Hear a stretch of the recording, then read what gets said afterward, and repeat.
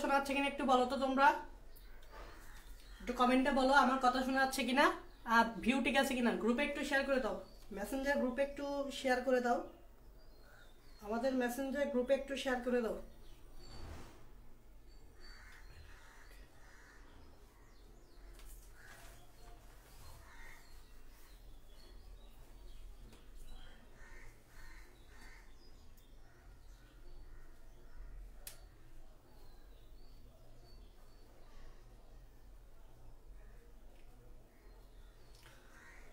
একজন একটু মেসেঞ্জার গ্রুপে শেয়ার করে দাও।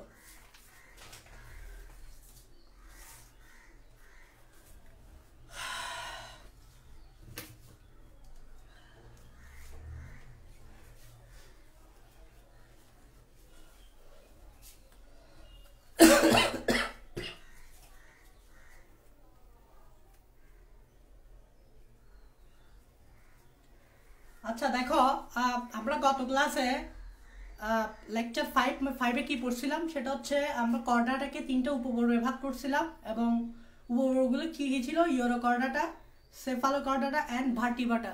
তো আমরা ইতিমধ্যে ইউরোকর্ডাটা এবং সেফালোকর্ডাটা নিয়ে পড়ে ফেলছি।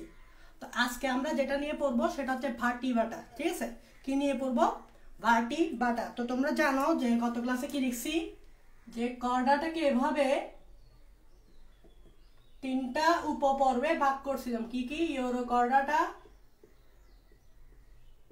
ঠিক আছে, তারপর Cephalochordata, and the last one is ভার্টিবাটা। এগুলো কি? এগুলো হচ্ছে উপপর্ব। মানে তুমি যখন পর্বকে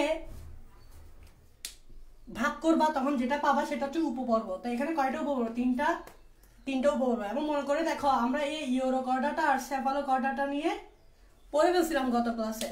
তো আজকে যেটা নিয়ে পড়বো সেটা হচ্ছে ভার্টিবাটা। এবং মনে করে দেখো, ইউরোকর্ডাটা এবং সেফালোকর্ডাটাকে আমরা কি বলতাম? প্রোটোকর্ডাটা। এই দুইটাকে একসাথে কি বলা হইতো? প্রোটোকর্ডাটা। কারণ এই দুইটা ছিল সরল টাইপসের, যদিও এরা কর্ডেট তবু এর একটু কি টাইপসের ছিল? সরল টাইপসের ছিল। এদের শুধুমাত্র নটোকর্ড থাকে, কোনো মেরুদণ্ড থাকে না, দ্যাটস ওয়াই এরা হচ্ছে প্রোটোকর্ডাটা। কিন্তু এই ভার্টিবাটা উপপর্বের যে প্রাণীগুলো আছে তাদের তো নটোকর্ড থাকবেই, কিন্তু যখন এরা পরিণত প্রাণী হয়ে যাবে তখন পরিণত প্রাণীর ক্ষেত্রে এদের নটোকর্ডটা মেরুদণ্ড দ্বারা প্রতিস্থাপিত হয়। তার মানে এদের পরিণত প্রাণীতে মেরুদণ্ড থাকে। তাহলে ভ্রূণ অবস্থায় ছিল নটোকর্ড এদের ক্ষেত্রে, এবং যখন পরিণত হয়ে গেছে তখন এটা কি হয়ে গেছে? মেরুদণ্ড হয়ে গেছে। তো যেহেতু এদের মেরুদণ্ড পাওয়া যায় থাকে, এই জন্য এদেরকে বলা হয় ভার্টিবাটা। ওকে, তো আমরা এখন একটু ভার্টিবাটা নিয়ে পড়বো। এবং খেয়াল করে দেখো, ভার্টিবাটার যে বৈশিষ্ট্যগুলা, এখন আমরা এই ভার্টিবাটার বৈশিষ্ট্যগুলো নিয়ে আলোচনা করব। তাহলে আমরা এখন কি নিয়ে আলোচনা করব? ভার্টিবাটার বৈশিষ্ট্য নিয়ে আলোচনা করব। চলো আমরা ভার্টিবাটাতে বৈশিষ্ট্যগুলো একটু দেখে আসি। ওকে, তাহলে দেখো, এখান থেকে আমি অনেক কোয়েশ্চেন করব, অনেক কোয়েশ্চেন হবে, মানে সৃজনশীল প্রশ্ন অথবা নৈবিত্তিক প্রশ্ন যখন আসবে পড়াইতে পড়াইতে অনেক কোয়েশ্চেন করব, যাতে তোমরা বুঝতে পারো যে এখানে অ্যাকচুয়ালি কি হচ্ছে বা কিভাবে প্রশ্ন আসতে পারে, এরকম টাইপসের। সো আমি পড়াইতে কোয়েশ্চেন বলে দিব। তো এবার আসলে আমরা এই ভার্টিবাটা নিয়ে একটু আলোচনা করব, কারণ আমরা এর আগে ইউরোকর্ডাটা এবং সেফালোকর্ডাটা নিয়ে পড়ে ফেলছি। তো চলো আমরা একটু ভার্টিবাটার বৈশিষ্ট্য নিয়ে আলোচনা করি। খুবই ইম্পর্টেন্ট এই ভার্টিবাটাটা, খুবই ইম্পর্টেন্ট। ভার্টিবাটা শব্দটা কিভাবে আসছে দেখো, ভার্টিবাটা শব্দটা আসছে এভাবে, ভার্টিব্রাটাস। ভার্টিব্রাটাস এটার অর্থ কি?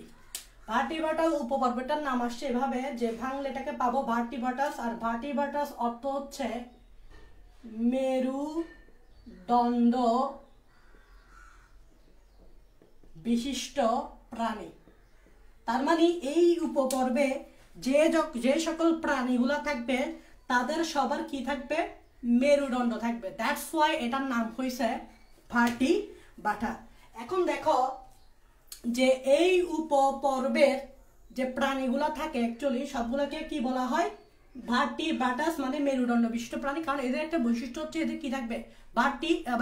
মেরুদণ্ড থাকবে, মানে ভার্টিক্যাল কলাম থাকবে, ভার্টিব্রাটাল কলাম থাকবে, মানে মেরুদণ্ড থাকবে। এখন দেখো, তোমরা জানো যে এই উপপর্বের প্রাণীর মস্তিষ্ক থাকে, মানে ব্রেইন থাকে। কি থাকে? মস্তিষ্ক থাকে, মানে ব্রেইন থাকে। একটা জিনিস খেয়াল করে দেখো, এর আগের পর্বে যখন আমরা পড়ছিলাম মস্তিষ্ক নিয়ে আমরা আলোচনা করিনি। মানে তুমি যদি দেখো যে সেফালোকর্ডাটা অথবা ইউরোকর্ডাটার ক্ষেত্রেই দেখো, এদের ক্ষেত্রে আমি মস্তিষ্ক নিয়ে আলোচনা করি নাই। কেন করি নাই? কারণ এদের মস্তিষ্ক বলতে তেমন কিছু থাকে না। মানে আমাদের ক্ষেত্রে যখন আমরা মস্তিষ্ক বলি না, ব্রেইন আছে, তো ওই সকল প্রাণীর ক্ষেত্রে যারা ইউরোকর্ডাটা এবং সেফালোকর্ডাটা উপপর্বে আছে, তাদের ক্ষেত্রে আমি মস্তিষ্কের কথাটা বলি নাই। কেন বলি নাই? কারণ ওদের নার্ভ কর্ডটা কিন্তু মস্তিষ্কে বা স্পাইনাল কর্ডে কনভার্ট হয় না। দ্যাটস ওয়াই ওদের ক্ষেত্রে কি পাওয়া যায় না? মস্তিষ্ক পাওয়া যায় না। কিন্তু এই ভার্টিব্রাটা উপপর্বে যে ভ্রূণ অবস্থায় যে নার্ভ কর্ডটা ছিল, ওই নার্ভ কর্ডটা কি হবে? মস্তিষ্কে পরিণত হবে। এবং খেয়াল করো, এই উপপর্বের আরেক নাম হচ্ছে ক্রেনিয়াটা। এটা আসে পরীক্ষায় যে এই উপপর্বের আরেক নাম হচ্ছে ক্রেনিয়াটা। কেন? কারণ এইসব পর্বের যে প্রাণীগুলা, এইসব পর্বের প্রাণীর মস্তিষ্ক, খেয়াল করো, এই যে আমি প্রশ্ন করতেছি, এই উপপর্বের আরেক নাম কি? ক্রেনিয়াটা। কেন ক্রেনিয়াটা? কারণ এই উপপর্বের যে প্রাণীগুলা থাকে তাদের যে মস্তিষ্ক আছে, মস্তিষ্কটা ক্রেনিয়াম নামক, ক্রেনিয়ামের বাংলা অর্থ হচ্ছে ধরো করটি, ক্রেনিয়াম নামক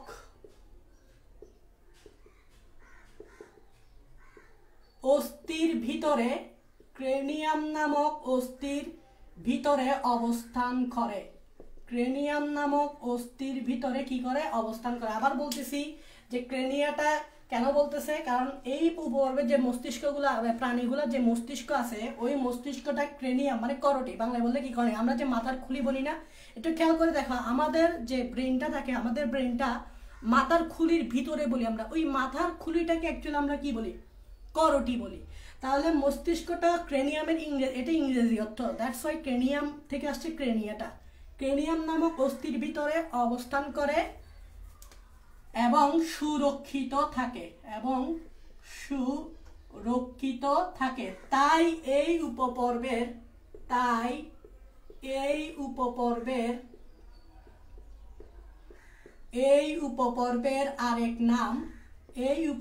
আরেক নাম ক্রেনিয়াটা।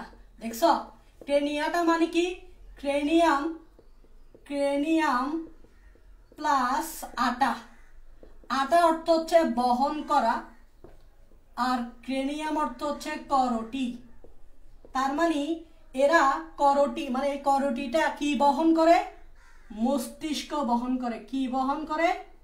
মস্তিষ্ক বহন করে। দ্যাটস ওয়াই এই উপপর্বের আরেক নাম হচ্ছে ক্রেনিয়াটা। পরীক্ষা যদি আসে তাহলে এভাবেই লিখবা যে এই উপপর্বের যে প্রাণীগুলো আছে তাদের মস্তিষ্কটা ক্রেনিয়াম নামক অস্থির ভিতরে অবস্থান করে এবং সুরক্ষিত থাকে।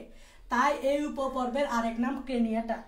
বুঝা গেছে? তো ক্রেনিয়াম মানে করটি, আর আটা মানে বহন করা। তাহলে করটি কি বহন করে? মস্তিষ্ক বহন করে। আশা করি বুঝতে পারছো কেন এই উপপর্বের আরেক নাম কি? ক্রেনিয়াটা। তাহলে আসো এবার আমরা এই ভার্টিব্রাটা বা ক্রেনিয়াটা উপপর্বের কিছু বৈশিষ্ট্য পড়বো, কারণ বৈশিষ্ট্যগুলো জানা অবশ্যই আমাদের জরুরি। চলো আমরা একটু বৈশিষ্ট্যগুলো দেখে আসি। আর এটা আমি মুছে দিচ্ছি। এখান থেকে প্রশ্ন বের করবা, প্রশ্ন বের করে করে পড়বা। এই অধ্যায়টা পড়ার সময় প্রশ্ন বের করে করে পড়বা এবং তুলনা করবা, একটার সাথে একটা তুলনা। আমি এই পর্যন্ত যতবারই পড়েছি খালি একটার সাথে একটা তুলনা করতেছি। তো এরকম তুলনাই আসবে পরীক্ষায়। দেখবা যে এই পর্বের সাথে এই পর্বের তুলনা, এই উপপর্বের সাথে এই উপপর্বের তুলনা, কেন এটা উন্নত, কেন এটা অনুন্নত, এরকম টাইপসের এভাবে বুঝে বুঝে পড়তে হবে। এবার আসে এদের বৈশিষ্ট্যগুলো যদি আমরা একটু দেখি। ভার্টিব্রাটা পর্বের বৈশিষ্ট্যগুলো অ্যাকচুয়ালি কি কি? ওকে, কথা শোনা যাচ্ছে? সব ঠিক আছে, শেয়ার ডান। ওকে, দেখো ঝাপসা আসছে কিনা বলবা। এই ভিডিও কি ঝাপসা আসতেছে?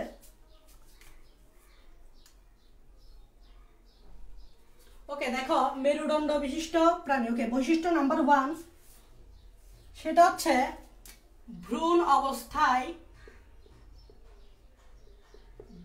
অবস্থায় কি থাকে? নটকট থাকবে, কারণ এটা কর্ডাটা পর্বের। তো কর্ডাটা পর্বের বৈশিষ্ট্য হচ্ছে নটকট থাকতে হবে। তো ভ্রূণ অবস্থায় কি থাকে?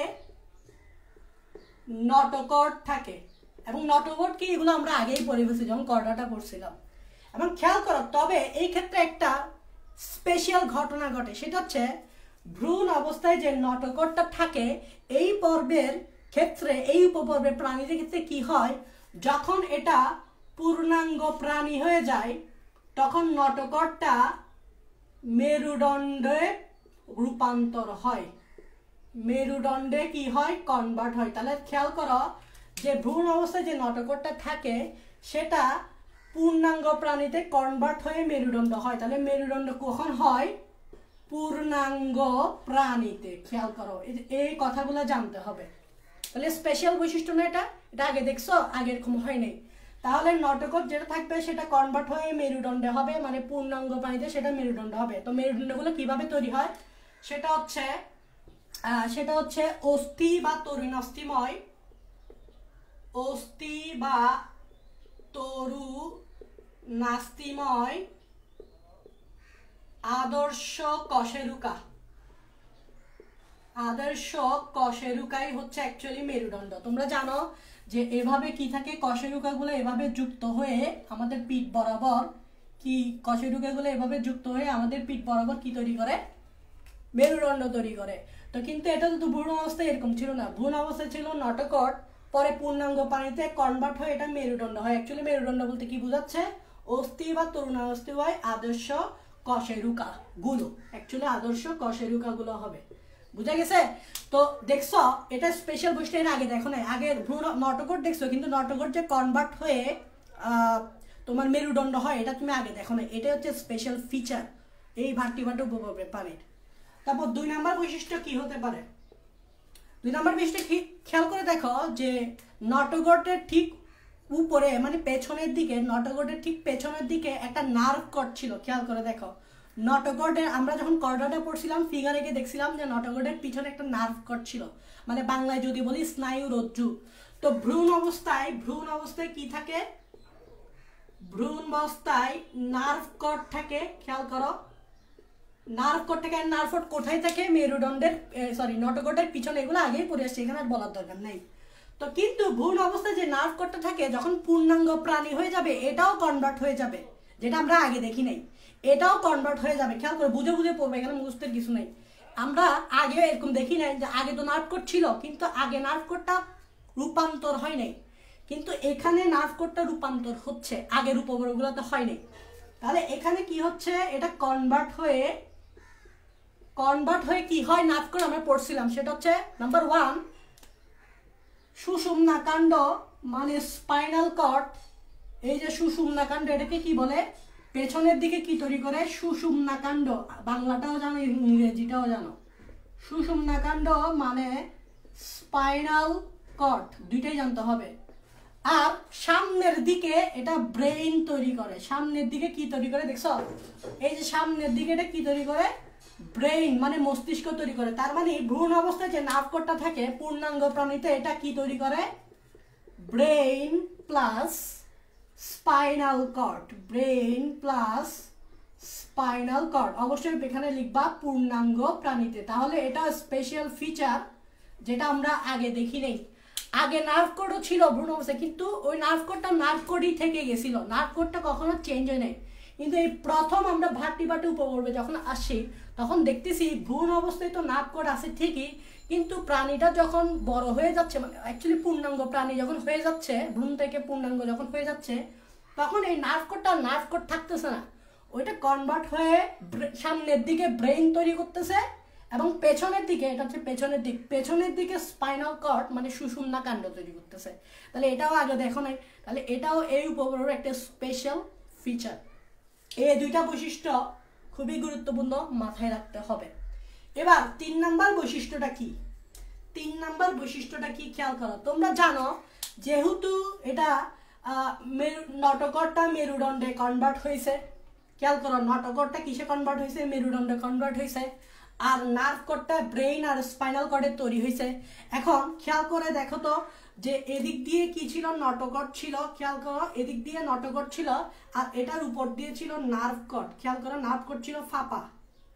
একটু খেয়াল করো তোমরা ওই কর্ডাটা যে পিকচারটা, ভ্রূণ অবস্থায় যে পিকচারটা আছে কর্ডাটা পড়বে, ওখানে দেখছো সেটা হচ্ছে এটা হচ্ছে আমাদের নটোকট, ভ্রূণ অবস্থায় নটোকট, আর এটা হচ্ছে ভ্রূণ অবস্থায় আমাদের নার্ভ কট।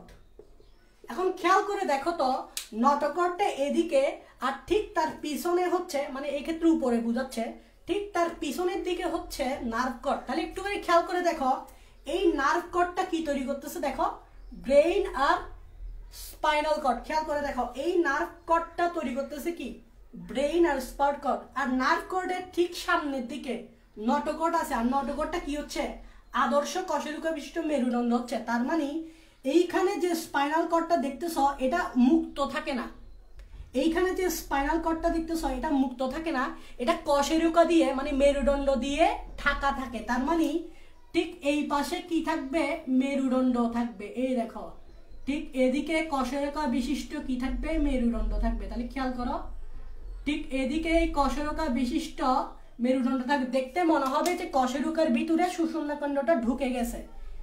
এরকম কেন হয়েছে, কারণ দেখো নটোকটটা কোন দিকে, সামনে, আর নার্ভ কটটা পেছনে। তো নার্ভ কটটা যেহেতু স্পাইনাল কর্ড তৈরি করছে, তো যেহেতু এটা সামনে, এটা যখন মেরুদণ্ড হচ্ছে তাহলে এটাকে ঢাকতেছে, এই নার্ভ কটটাকে, মানে এই স্পাইনাল কর্ডটাকে এই নটোকট যেটা সেটা ঢেকে ফেলতেছে যখন মেরুদণ্ড হয়ে যাচ্ছে। তার মানে এই মেরুদণ্ডটা তৈরি হচ্ছে এবং এটা নার্ভ কটকে ঘিরে ফেলতেছে। আর ঠিক ঠিক সামনের দিকে দেখো, সামনের দিকে কি হচ্ছে দেখো, এদিক দিয়ে ব্রেনটা কি ওপেন থাকবে, ঠিক আছে। নার্ভ কটটা তো আমরা মেরুদণ্ড দিয়ে ঘিরে ফেলছি, ব্রেনটা কি ওপেন থাকবে না। ঠিক এই নটোকটটা সামনের দিকে ব্রেনকে চারদিকে ঘিরে ফেলবে, যেটাকেই আমরা কি বলতেছি, করোটি। যেটাকেই আমরা কি বলতেছি, করোটি, মানে ক্রেনিয়াম। তাহলে খেয়াল করো, এখানে যে ক্রেনিয়াম বা করোটি দেখতেছো এটাও মেরুদণ্ডের অংশ, আর এখানে যে কশেরুকা দেখতেছো এটাও মেরুদণ্ডের অংশ। তো স্পাইনাল কর্ডকে মেরুদণ্ড ঘিরে রাখতেছে, আর ঠিক সামনের দিকে বেড়ে গিয়ে এটা করোটি হয়ে ব্রেনকে ঢেকে রাখতেছে। এটাই হচ্ছে ঘটনা। তো একটা সুরক্ষা দিতে হবে, কারণ এগুলো খুবই নরম টাইপসের, ভঙ্গুর টাইপসের। একটা সুরক্ষা দিবে, সুরক্ষাটা দিচ্ছে কে, এই নটোকটটা মেরুদণ্ডে কনভার্ট হয়ে মেরুদণ্ডের কশেরুকাগুলা স্পাইনাল কর্ডকে ঘিরে রাখতেছে, আর সামনের দিকে করোটি তৈরি করে ব্রেনকে ঘিরে রাখতেছে। এটা হচ্ছে 3 নম্বর বৈশিষ্ট্য। একটু ভালো করে খেয়াল করো, এখন আমি 3 নম্বর বৈশিষ্ট্য লিখতেছি, তোমরা বুঝবা। 3 নম্বর হচ্ছে মেরুদণ্ড স্পাইনাল কর্ডকে ঘিরে রাখে। দেখো এটা তো বুঝছো, তো বুঝলে এবার লেখো যে 3 নম্বর বৈশিষ্ট্যটা কি লিখো। আমি আগে বোঝানোর চেষ্টা করছি, তারপর তুমি বৈশিষ্ট্যটা শিখতে পারবা। 3 নম্বর হচ্ছে মেরুদণ্ড মেরুদণ্ড স্পাইনাল কর্ডকে ঘিরে রাখে। খেয়াল করো, মেরুদণ্ড স্পাইনাল কর্ডকে ঘিরে রাখে। তাহলে খেয়াল করে দেখো তো, এই দেখো আমাদের স্পাইনাল কর্ডকে মেরুদণ্ড ঘিরে রাখছে, ঠিক আছে।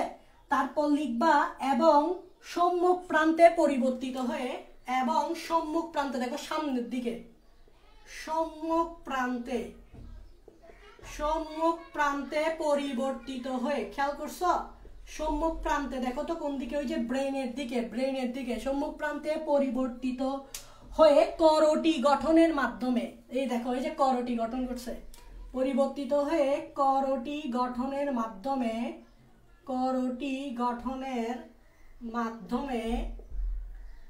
ব্রেইনকে সুরক্ষা দেয়। এই বৈশিষ্ট্যটাই আমি এতক্ষণ তোমাদেরকে বোঝানোর চেষ্টা করছি। আমি নর্মালি লাইন পড়লে হয়তো বোঝার ফিলিংসটা পাবা না, তোমাদেরকে আগে জিনিসটা ভিজুয়ালাইজ করতে হবে, তারপর বৈশিষ্ট্যটা পড়তে হবে। তো বৈশিষ্ট্যটা এমনি পড়লে কিন্তু ওইটা মনে হবে একটা নর্মাল ঘটনা, বা এবার পড়েই যাচ্ছ কিছু চিন্তা না করে। তো তুমি আগে জিনিসটা ভিজুয়ালাইজ করবা ঘটনাটা কি, তারপর বৈশিষ্ট্যটির দিকে তাকালে এমনি তুমি বুঝে যাবা। তো নর্মাল হিসাব যে সুষুম্না কাণ্ডকে ঘিরে রাখে আমাদের এই মেরুদণ্ড, এবং মেরুদণ্ড সামনের দিকে একটু চেঞ্জ হয়ে করোটি হিসেবে ব্রেনকে ঘিরে রাখে। এটাই হচ্ছে 3 নম্বর বৈশিষ্ট্য। 4 নম্বর বৈশিষ্ট্য হচ্ছে গলবিলের উভয় পাশে, এটা হচ্ছে আমাদের গলবিল। তো গলবিলের উভয় পাশে তোমার 5 থেকে 15 জোড়া ফুলকারন্ধ্র থাকে। খুবই গুরুত্বপূর্ণ বৈশিষ্ট্য। এটা আমি উপরের দিকে লিখি।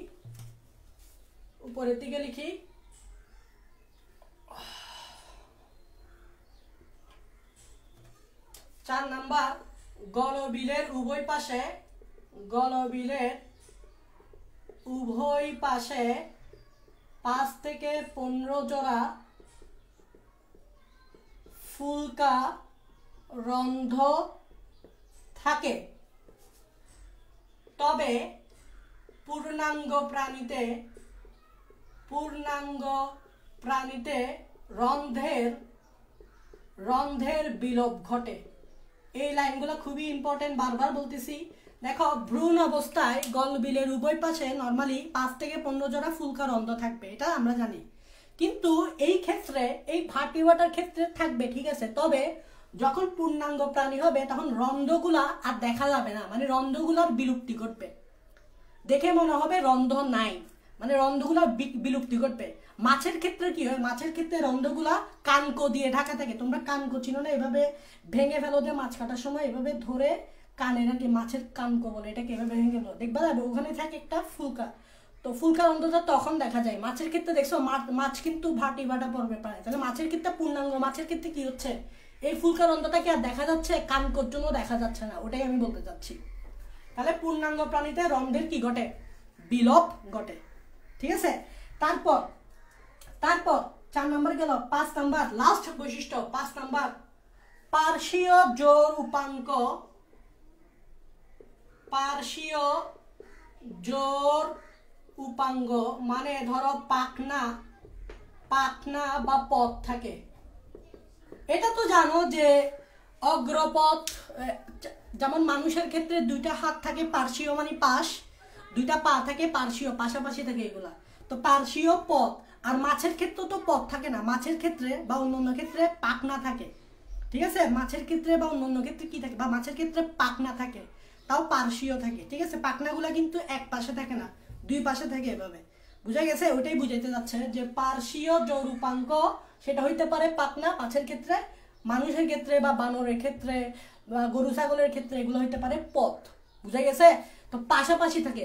খেয়াল করে দেখো, গরুর ক্ষেত্রে দেখো, গরুর 4টা পা, সামনে 2টা পা পাশাপাশি, পেছনে 2টি পা পাশাপাশি। মানুষের ক্ষেত্রে 2টি হাত পাশাপাশি, 2টি পা পাশাপাশি, এটাই বুঝাতে চাচ্ছে। এটা হচ্ছে ভার্টিব্রাটা পর্বের বৈশিষ্ট্য। তাহলে আমরা 5টা বৈশিষ্ট্য মনে রাখবো। ফার্স্ট অফ, যেগুলো খুবই ইম্পর্টেন্ট, তার মধ্যে 3টা মনে রাখা খুবই ইম্পর্টেন্ট। ফার্স্ট অফ অল, নটকটটা ভ্রূণ দশায় নটকট থাকবে, আর পূর্ণাঙ্গ প্রাণীতে সেটা হয়ে যাবে মেরুদণ্ড, এটা মনে রাখতে হবে মাস্ট। 2 নাম্বার, ভ্রূণ দশায় নাটকট থাকবে, মেরুদণ্ড প্রাণীতে এটা সুষুম্নাকাণ্ড হয়ে যাবে, মানে স্পাইনাল কর্ড হয়ে যাবে, আর সামনের দিকে ব্রেন হয়ে যাবে, এটা মনে রাখতে হবে। 3 নাম্বার, 5 থেকে 15 জোড়া ফুলকা রন্ধ্র থাকবে, তবে পূর্ণাঙ্গ প্রাণীতে ফুলকা রন্ধ্রের বিলোপ ঘটবে। এই 3টা বৈশিষ্ট্য মাস্ট মনে রাখতে হবে, ঠিক আছে। বাকি 2টা আচ্ছা, এটাও মনে রাখতে হবে। মেরুদণ্ড স্পাইনাল কর্ডকে ঘিরে রাখে এবং সম্মুখ প্রান্ত পরিবর্তিত হয় করোটি গঠনের মাধ্যমে ব্রেনকে সুরক্ষা দেয়, এগুলো মনে রাখতে হবে। মোট কথা 5টা বৈশিষ্ট্য মনে রাখতে হবে। তার মানে এখন আমরা ভার্টিব্রাটা পর্বের বৈশিষ্ট্য বুঝে বুঝে পড়ার চেষ্টা করছি, এবং মনে থাকবে, এগুলো মনে থাকবে, বুঝে পড়লে তোমার ইজিলি মনে থাকবে। এখান থেকে এবার একটা প্রশ্ন হয়, সেটা হচ্ছে আমরা এর আগে 2টা উপপর্ব পড়ছি, একটা হচ্ছে ইউরোকর্ডাটা, একটা হচ্ছে সেফালোকর্ডাটা। এখন পড়ছি ভার্টিব্রাটা। আর কথা হচ্ছে এই 3টার মধ্যে যদি আমি তোমাকে বলি কোনটা উন্নত, সবচেয়ে উন্নত, তাহলে তোমার আনসার নিশ্চয় আসবে, কারণ আমি বলে দিয়েছি যেটা পরে থাকে সেটাই উন্নত। তাহলে ভার্টিব্রাটা হচ্ছে সবচেয়ে উন্নত। কাদের থেকে? ইউরোকর্ডাটা এবং সেফালোকর্ডাটার থেকে ভার্টিব্রাটা হচ্ছে সবচেয়ে উন্নত। কেন উন্নত? কারণ দেখো, এদের নটকটটা মেরুদণ্ডে রূপান্তর হচ্ছে, নার্ভ কর্ডটা ব্রেন পাচ্ছে, এখানে একটা ব্রেন থাকতেছে, আর ব্রেন থাকা মানে তুমি অনেক তীক্ষ্ণ বুদ্ধিমত্তার অধিকারী, ঠিক আছে। ব্রেন থাকা মানে তো তুমি বেশি উন্নত। তো এটাই বুঝাতে যাচ্ছি কেন এরা উন্নত। অবশ্যই এরা উন্নত, বৈশিষ্ট্যগুলো পড়লেই বোঝাচ্ছে এরা কেন উন্নত। এবার আসে, এখানে একটা প্রশ্ন হয় যে সকল মেরুদণ্ডী বা সকল ভার্টিব্রেট কর্ডেট হলেও সকল কর্ডেট ভার্টিব্রেট বা মেরুদণ্ডী নয় কেন? এরকম একটা প্রশ্ন। আবার বলতেছি, ইংরেজিতেও বলবো, বাংলায় বলবো। ভার্টিব্রেটটা মনে রাখবা, ইংরেজিতে বলে ভার্টিব্রেট, বাংলায় বলে মেরুদণ্ডী প্রাণী। তো কারণ অনেক সময় পরীক্ষায় মেরুদণ্ডী প্রাণী না বলে ভার্টিব্রেট বলবে, তখন যদি তুমি এটার মিনিংটা না জানো তখন কিন্তু প্রশ্নের আনসার করতে সমস্যা হবে।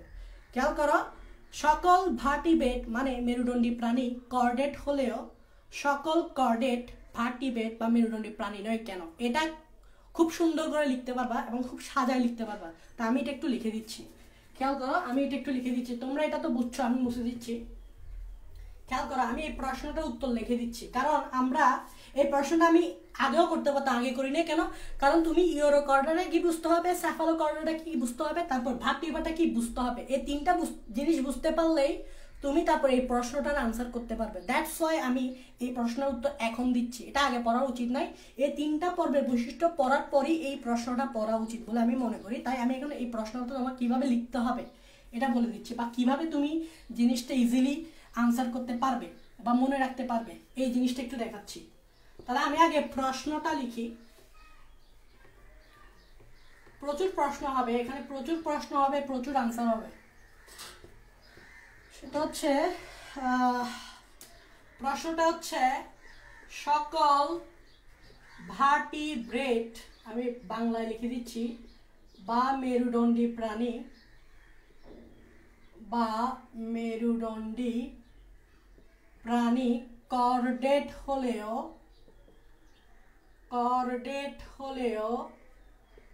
সকল কর্ডেট ভার্টিব্রেট নয় কেন? ভার্টিব্রেট বা মেরুদণ্ডী নয় কেন? মেরুদণ্ডী নয় কেন? এটা 2 নম্বরের প্রশ্ন আসতে পারে। কয় নাম্বার? ফর 2 মার্কস বা 4 নম্বরেও আসতে পারে, তো 2 নম্বরে বেশিরভাগ আসে। তো যাই হোক আমরা এটা আনসার দেওয়ার চেষ্টা করব যে সকল ভার্টিব্রেট বা মেরুদণ্ডী প্রাণী কর্ডেট হলেও সকল কর্ডেট, এটা ভার্টিব্রেট বানানো ভুলিস না, ভার্টিব্রেট নয় কেন? এবার আসো, কর্ডেট বলতে আমরা কি বুঝি? কর্ডেট বলতে আমরা যেটা বুঝে থাকি সেটা হচ্ছে কর্ডাটা পর্বের সকল প্রাণীর কথাই বলতেছে। এবং কর্ডাটা পর্ব 3টা উপপর্ব আছে, urochordata, cephalochordata and the last one is Vertebrata.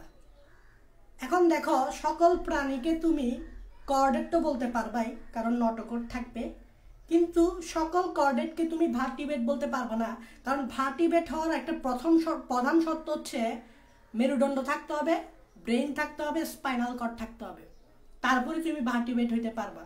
Otherwise তুমি ভার্টিব্রেট না, তুমি নটোকর্ড থাকলেই কর্ডেট। তার মানে এখানে যদি আমি একটু বোঝানোর চেষ্টা করি, দেখো এটা হচ্ছে আমাদের ভার্টিব্রাটা, একটু আগে আমরা ভার্টিব্রাটা পড়ছি, এটা হচ্ছে আমাদের ইউরোকর্ডাটা, ইউরোকর্ডাটা প্লাস সেফালোকর্ডাটা, খেয়াল করো, প্লাস সেফালোকর্ডাটা, এই দুটাকে একসাথে বলে প্রোটোকর্ডাটা, এই দুটাকে একসাথে বলে প্রোটোকর্ডাটা। এন্ড খেয়াল করো, ভার্টিব্রাটার বৈশিষ্ট্য জানতে হবে, এটার বৈশিষ্ট্য জানতে হবে। এবং খেয়াল করো, কর্ডাটা পড়বে 3টা বৈশিষ্ট্য অবশ্যই মনে রাখতে হবে। প্রথমে হচ্ছে ভ্রূণ দশায় নটোকর্ড থাকতে হবে, ভ্রূণ দশায় নার্ভ কর্ড থাকতে হবে, ভ্রূণ দশায় ফুলকারন্ধ্র থাকতে হবে। এই 3টা বৈশিষ্ট্য মনে রাখবা। তাহলে দেখো, একটুখানি একটা জিনিস খেয়াল করো ভালো করে, যে নাম্বার 1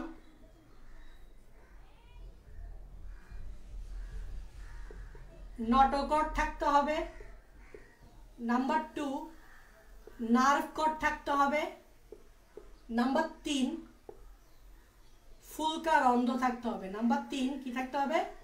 ফুলকারন্ধ্র থাকতে হবে।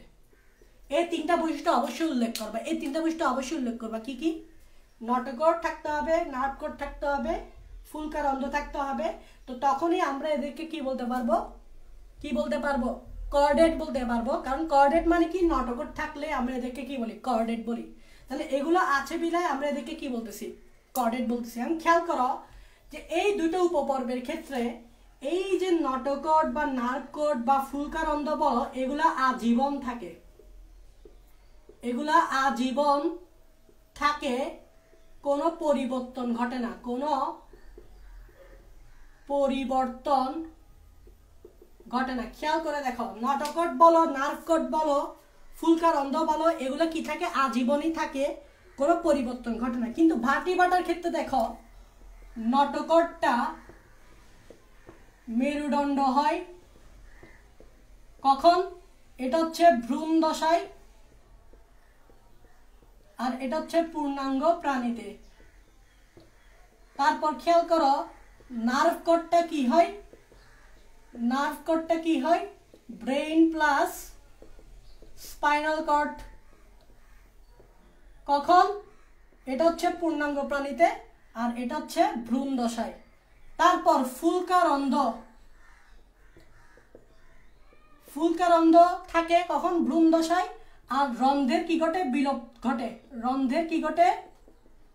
বিলোপ ঘটে কখন? সেটা হচ্ছে পূর্ণাঙ্গ প্রাণীতে। তাহলে দেখো ভার্টিব্রাটা উপবর্গের যে সকল প্রাণীগুলো আছে তাদের সবারই কিন্তু ভ্রূণ দশায় নটোকট ছিল।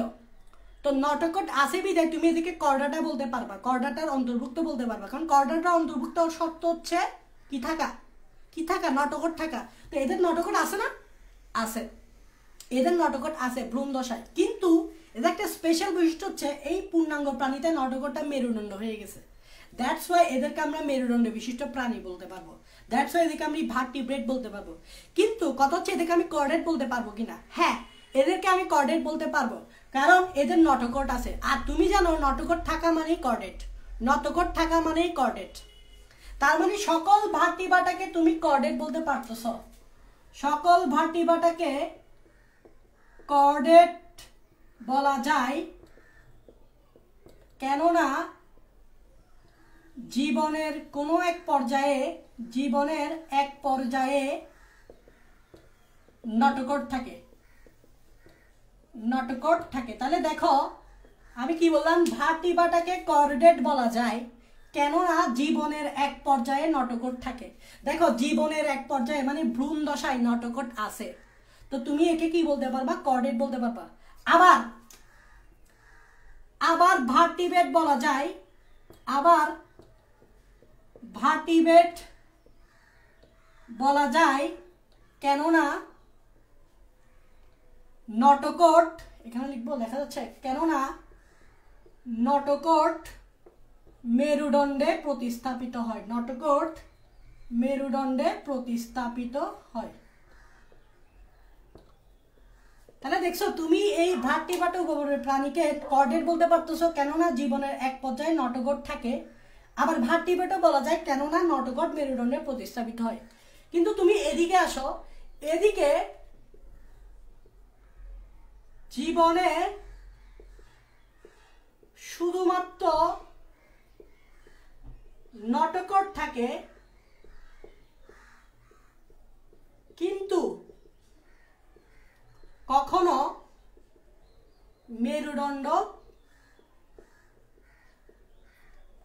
মেরুদণ্ডে তা প্রতিস্থাপিত হয় না, মেরুদণ্ডে তা প্রতিস্থাপিত হয় না। তাই তাদেরকে ভার্টিব্রেট বলা যায় না, তাই তাদেরকে ভার্টিব্রেট বলা যায় না। কিন্তু কর্ডেট বলা যায় কেননা নটোকট আছে। নটোকট যেহেতু আছে তাই কি বলা যায়? কর্ডেট বলা যায়। তাই কি বলা যায়?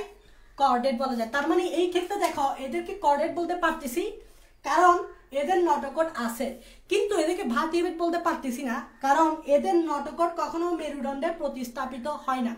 তাই তুমি চাইলেও সকল কর্ডেটকে ভার্টিব্রেট বলতে পারবে না। ভার্টিব্রেট বলার একটাই শর্ত হচ্ছে মেরুদণ্ড থাকতে হবে। তার মানে ভার্টিব্রাটা পর্বের যে সকল প্রাণীগুলো থাকবে তাদেরকে তো ভার্টিব্রেট বলতেই পারবা কারণ তাদের নটোকটটা মেরুদণ্ড হয়ে যায়। তাদেরকে আবার কর্ডেটও বলতে পারবা কারণ তাদের জীবনের কোনো এক পর্যায়ে কি ছিল? নটোকট ছিল। তাহলে এই জন্য আমরা সকল ভার্টিব্রেটকে কি বলি? কর্ডেট বলতে পারি। কিন্তু এই কর্ডেটকে, সকল কর্ডেটকে তুমি ভার্টিব্রেট বলতে পারবে না কারণ দেখো কর্ডেটের ক্ষেত্রে নটোকট থাকবে বিধায় কর্ডেট বলতেছ, কিন্তু নটোকটটা মেরুদণ্ডে প্রতিস্থাপিত হচ্ছে না। যেমন প্রোটোকর্ডাটের ক্ষেত্রে দেখো, যেমন প্রোটোকর্ডাটের ক্ষেত্রেই দেখো যে দেখো এদের নটোকটটা মেরুদণ্ডে প্রতিস্থাপিত হচ্ছে, মানে এদের মেরুদণ্ড নাই। তো যদি এদের মেরুদণ্ড না থাকে তাহলে তুমি কি ইউরোকর্ডাটা, সেফালোকর্ডাটা মানে প্রোটোকর্ডাটাকে ভার্টিব্রেট বলতে পারবা? তাদেরকে কি ভার্টিব্রেট বলতে পারবে না কারণ এদের নটোকটটা মেরুদণ্ডে রূপান্তরিত হয় না, সোজা হিসাব। তাই সকল কর্ডেটকে আমরা ভার্টিব্রেট বলতে না পারলেও সকল ভার্টিব্রেটকে আমরা কর্ডেট বলতে পারবো। এটাই হচ্ছে কথা, এটাই হচ্ছে মেইন থিং। এই জিনিসটা যা জানতে হবে। একটা জিনিস মনে রাখবা, নটোকট যে কোনো সময় থাকলেই কর্ডেট। তো কি পয়েন্ট হচ্ছে নটোকট, নটোকট থাকলেই কর্ডেট, কিন্তু ভার্টিব্রেট হইতে হইলে নটোকটটাকে মেরুদণ্ডে হইতে হবে, মেরুদণ্ডে প্রতিস্থাপিত হইতে হবে। তারপরে তুমি এটাকে কি করতে পারবা? ভার্টিব্রেট বলতে পারবা। আশা করি বুঝতে পারছো। এবার আসো এবার আসো আমরা এই প্রশ্নটা আনসার করবা, এটা এটা আসবেই, এটা আসে প্রায় সময় আসে। সো এটার আনসার দেওয়ার চেষ্টা করবা ভালোভাবে, বুঝা গেছে? এই তিনটা কি পয়েন্ট দিতে হবে, নটগট, নার্ভগট, ফুলকারন্দ। নটগট, নার্ভগট, ফুলকারন্দ। দেখো নটগট আজীবন নটগট আছে, কোনো চেঞ্জেস হয় নাই। নার্ভগট, নার্ভগট আছে, কোনো চেঞ্জেস নাই। ফুলকারন্দ, ফুলকারন্দই আছে, কোনো চেঞ্জেস নাই। এই ক্ষেত্রে দেখো নটগট মেরুদণ্ড হয়ে গেছে, নার্ভগট ব্রেন প্লাস স্পাইনাল কর্ড হয়ে গেছে, ফুলকারন্দের বিলোপ ঘটছে। তো এদেরকে আমরা ভার্টিব্রেট বলতে পারবো কারণ মেরুদণ্ড আছে। আবার এদেরকে আমি কর্ডেটও বলতে পারবো কারণ নটগট আছে। নটগট থাকলেই কর্ডেট, মেরুদণ্ড থাকলেই ভার্টিব্রেট।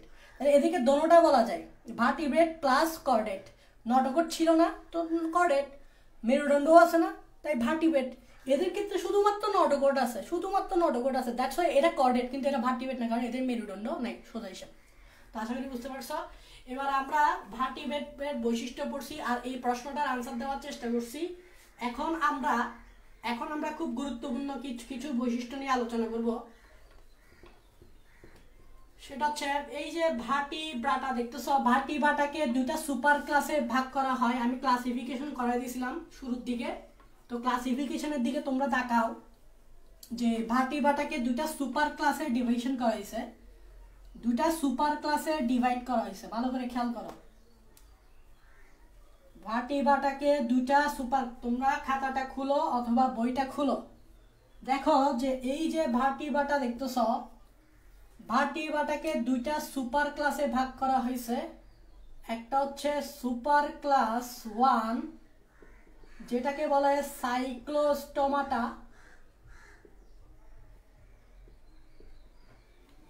একটা হচ্ছে সুপার ক্লাস 1 যেটাকে বলে সাইক্লোস্টোমাটা, আর একটা হচ্ছে সুপার ক্লাস 2 সেটা হচ্ছে ন্যাথোস্টোমাটা। ন্যাথোস্টোমাটা। তাহলে ভার্টিব্রাটা নিয়ে একটু ডিটেলস স্টাডি করতে হবে।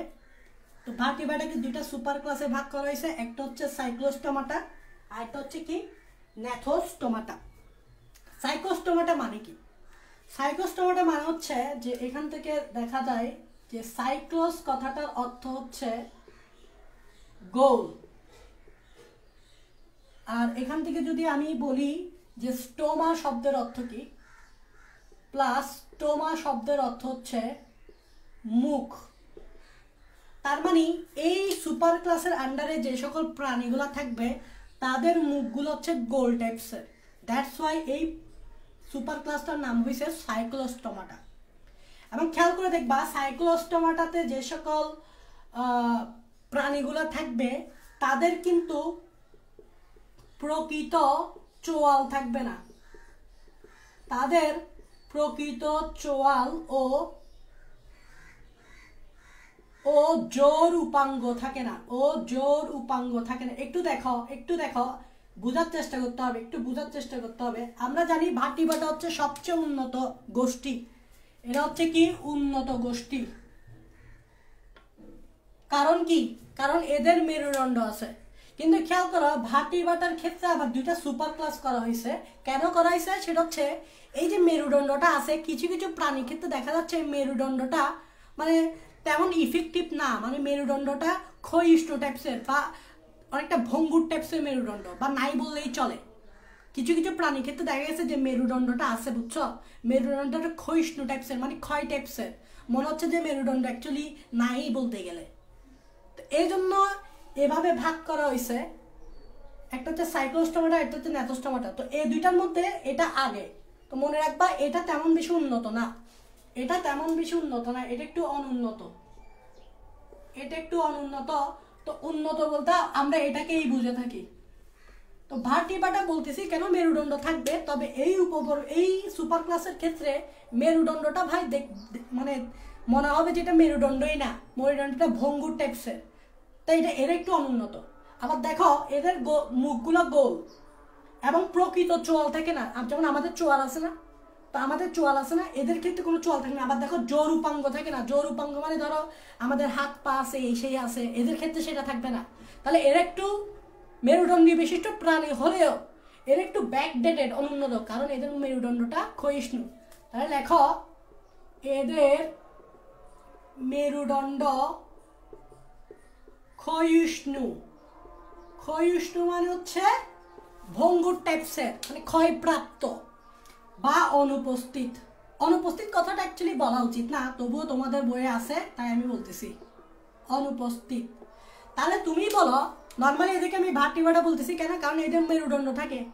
তবে এই সুপার ক্লাসে যারা থাকবে তাদের মেরুদণ্ডটা ক্ষয়িষ্ণু বা অনুপস্থিত, তাই এদেরকে আমি একটু অনুন্নত বলতেই পারি। এবার বুঝছো কেন এটাকে দুইটা সুপার ক্লাসে ভাগ করা হয়েছে, কেন এটাকে এভাবে ভাগ করার দরকার হয়েছে। ভাগ না করলেও তো পারতো, কারণ এরা ভার্টিব্রেট হলেও এরা একটু অনুন্নত, তাই এদেরকে একটু আলাদাভাবে কি করছে, ক্লাসিফাই করছে। এদেরকে একটু আলাদাভাবে ক্লাসিফাই করছে, উন্নতগুলোকে একটু আলাদাভাবে ক্লাসিফাই করছে, অনুন্নতগুলোকে একটু আলাদাভাবে ক্লাসিফাই করছে।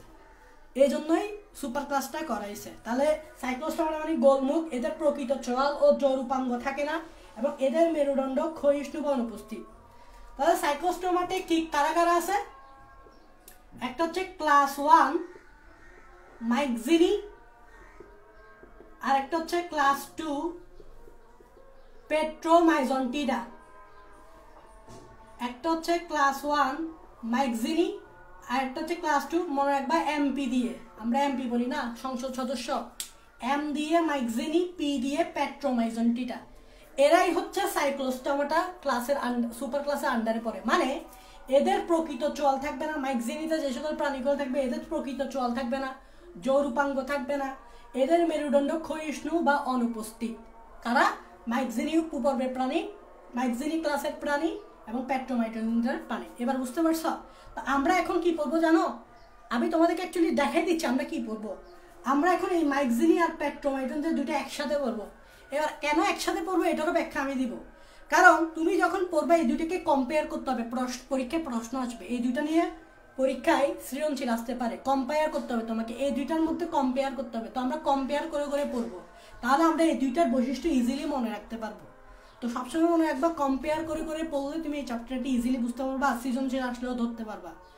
তো খেয়াল করো, আমরা এখন মাইক্সিনি পড়বো, মানে এইটা পড়বো, এই কথাগুলো আমি লিখছি না, এগুলো সব এটার আন্ডারেই, এগুলো পড়বো, বুঝা গেছে? মাইক্সিনি পড়বো আর পেট্রোমাইজন্টিডা দুইটা একসাথে পড়বো, কারণ কি, কারণ কম্পেয়ার করে পড়বো। আর ন্যাথোস্টোমাটার অর্থ কি তা এটা আমরা পরে পড়বো। ন্যাথোস্টোমাটার অর্থ কি? ন্যাথোস অর্থ হচ্ছে চোয়াল, ন্যাথোস কথাটার অর্থ হচ্ছে চোয়াল, আর স্টোমা কথাটার হচ্ছে মুখ। তার মানে দেখো এই ন্যাথোস্টোমাটা উন্নত কেন বলতেছি, কারণ এদের চোয়াল আছে এবং মুখও থাকে। তাহলে খেয়াল করো এদের কি থাকে, এদের প্রকৃত চোয়াল থাকে, এদের প্রকৃত চোয়াল থাকে এবং জোর উপাঙ্গ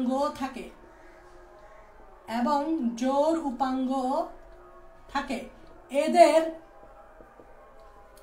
মেরুদণ্ড থাকে যা এক এক প্রাণীতে এক এক রকম। তাহলে খেয়াল করো ভাই, এটা উন্নত কারণ এদের প্রকৃত চোয়াল আছে এবং জরূপাঙ্গ থাকে এবং এদের মেরুদণ্ড থাকে। তাহলে এর সাথে কম্পেয়ার করো, এদের মেরুদণ্ড ক্ষয়িষ্ণু টাইপস অনুপস্থিত থাকে, তাহলে এদের উন্নত। কিন্তু দেখো এদের মেরুদণ্ড থাকে এবং মেরুদণ্ডের ডিফারেন্ট বিন্যাস দেখা গেছে, এই জন্য এরা বেশি উন্নত, বুঝা গেছে? এবং এদের কি থাকে, এদের অস্থি ও তরুণাস্থিও থাকে। তোমরা জানো যে এই উপপর্বের এই সুপার ক্লাসের যে প্রাণীগুলো থাকে এদের অস্থি তরুণাস্থি থাকে, আর অস্থি তরুণাস্থি থাকা মানে খুবই উন্নত লেভেলের প্রাণী। যেমন আমাদের অস্থিও আছে, তরুণাস্থিও আছে, দ্যাটস ওয়াই আমরা উন্নত। এই জন্য এই সুপার ক্লাসে যারা আছে তাদের এই বৈশিষ্ট্যগুলো আছে বিধায় তারা বেশি উন্নত। যেমন আমরা এই সুপার ক্লাসে আছি, ন্যাথোস্টোমাটা সুপার ক্লাসে আছি। তা আমি এটাই বুঝে যাচ্ছি, একটু ডিফারেন্সটা বুঝতে হবে। ওকে, তো খেয়াল করো এখন আমরা কি নিয়ে পড়বো, আমরা এটা নিয়ে পড়বো সাইক্লোস্টোমাটার আন্ডারে মাইক্সিনি আর পেট্রোমাইজন্টিডা পড়বো, এর একটু অনুন্নত। চলো আমরা একটু এই দুটা নিয়ে পড়ি।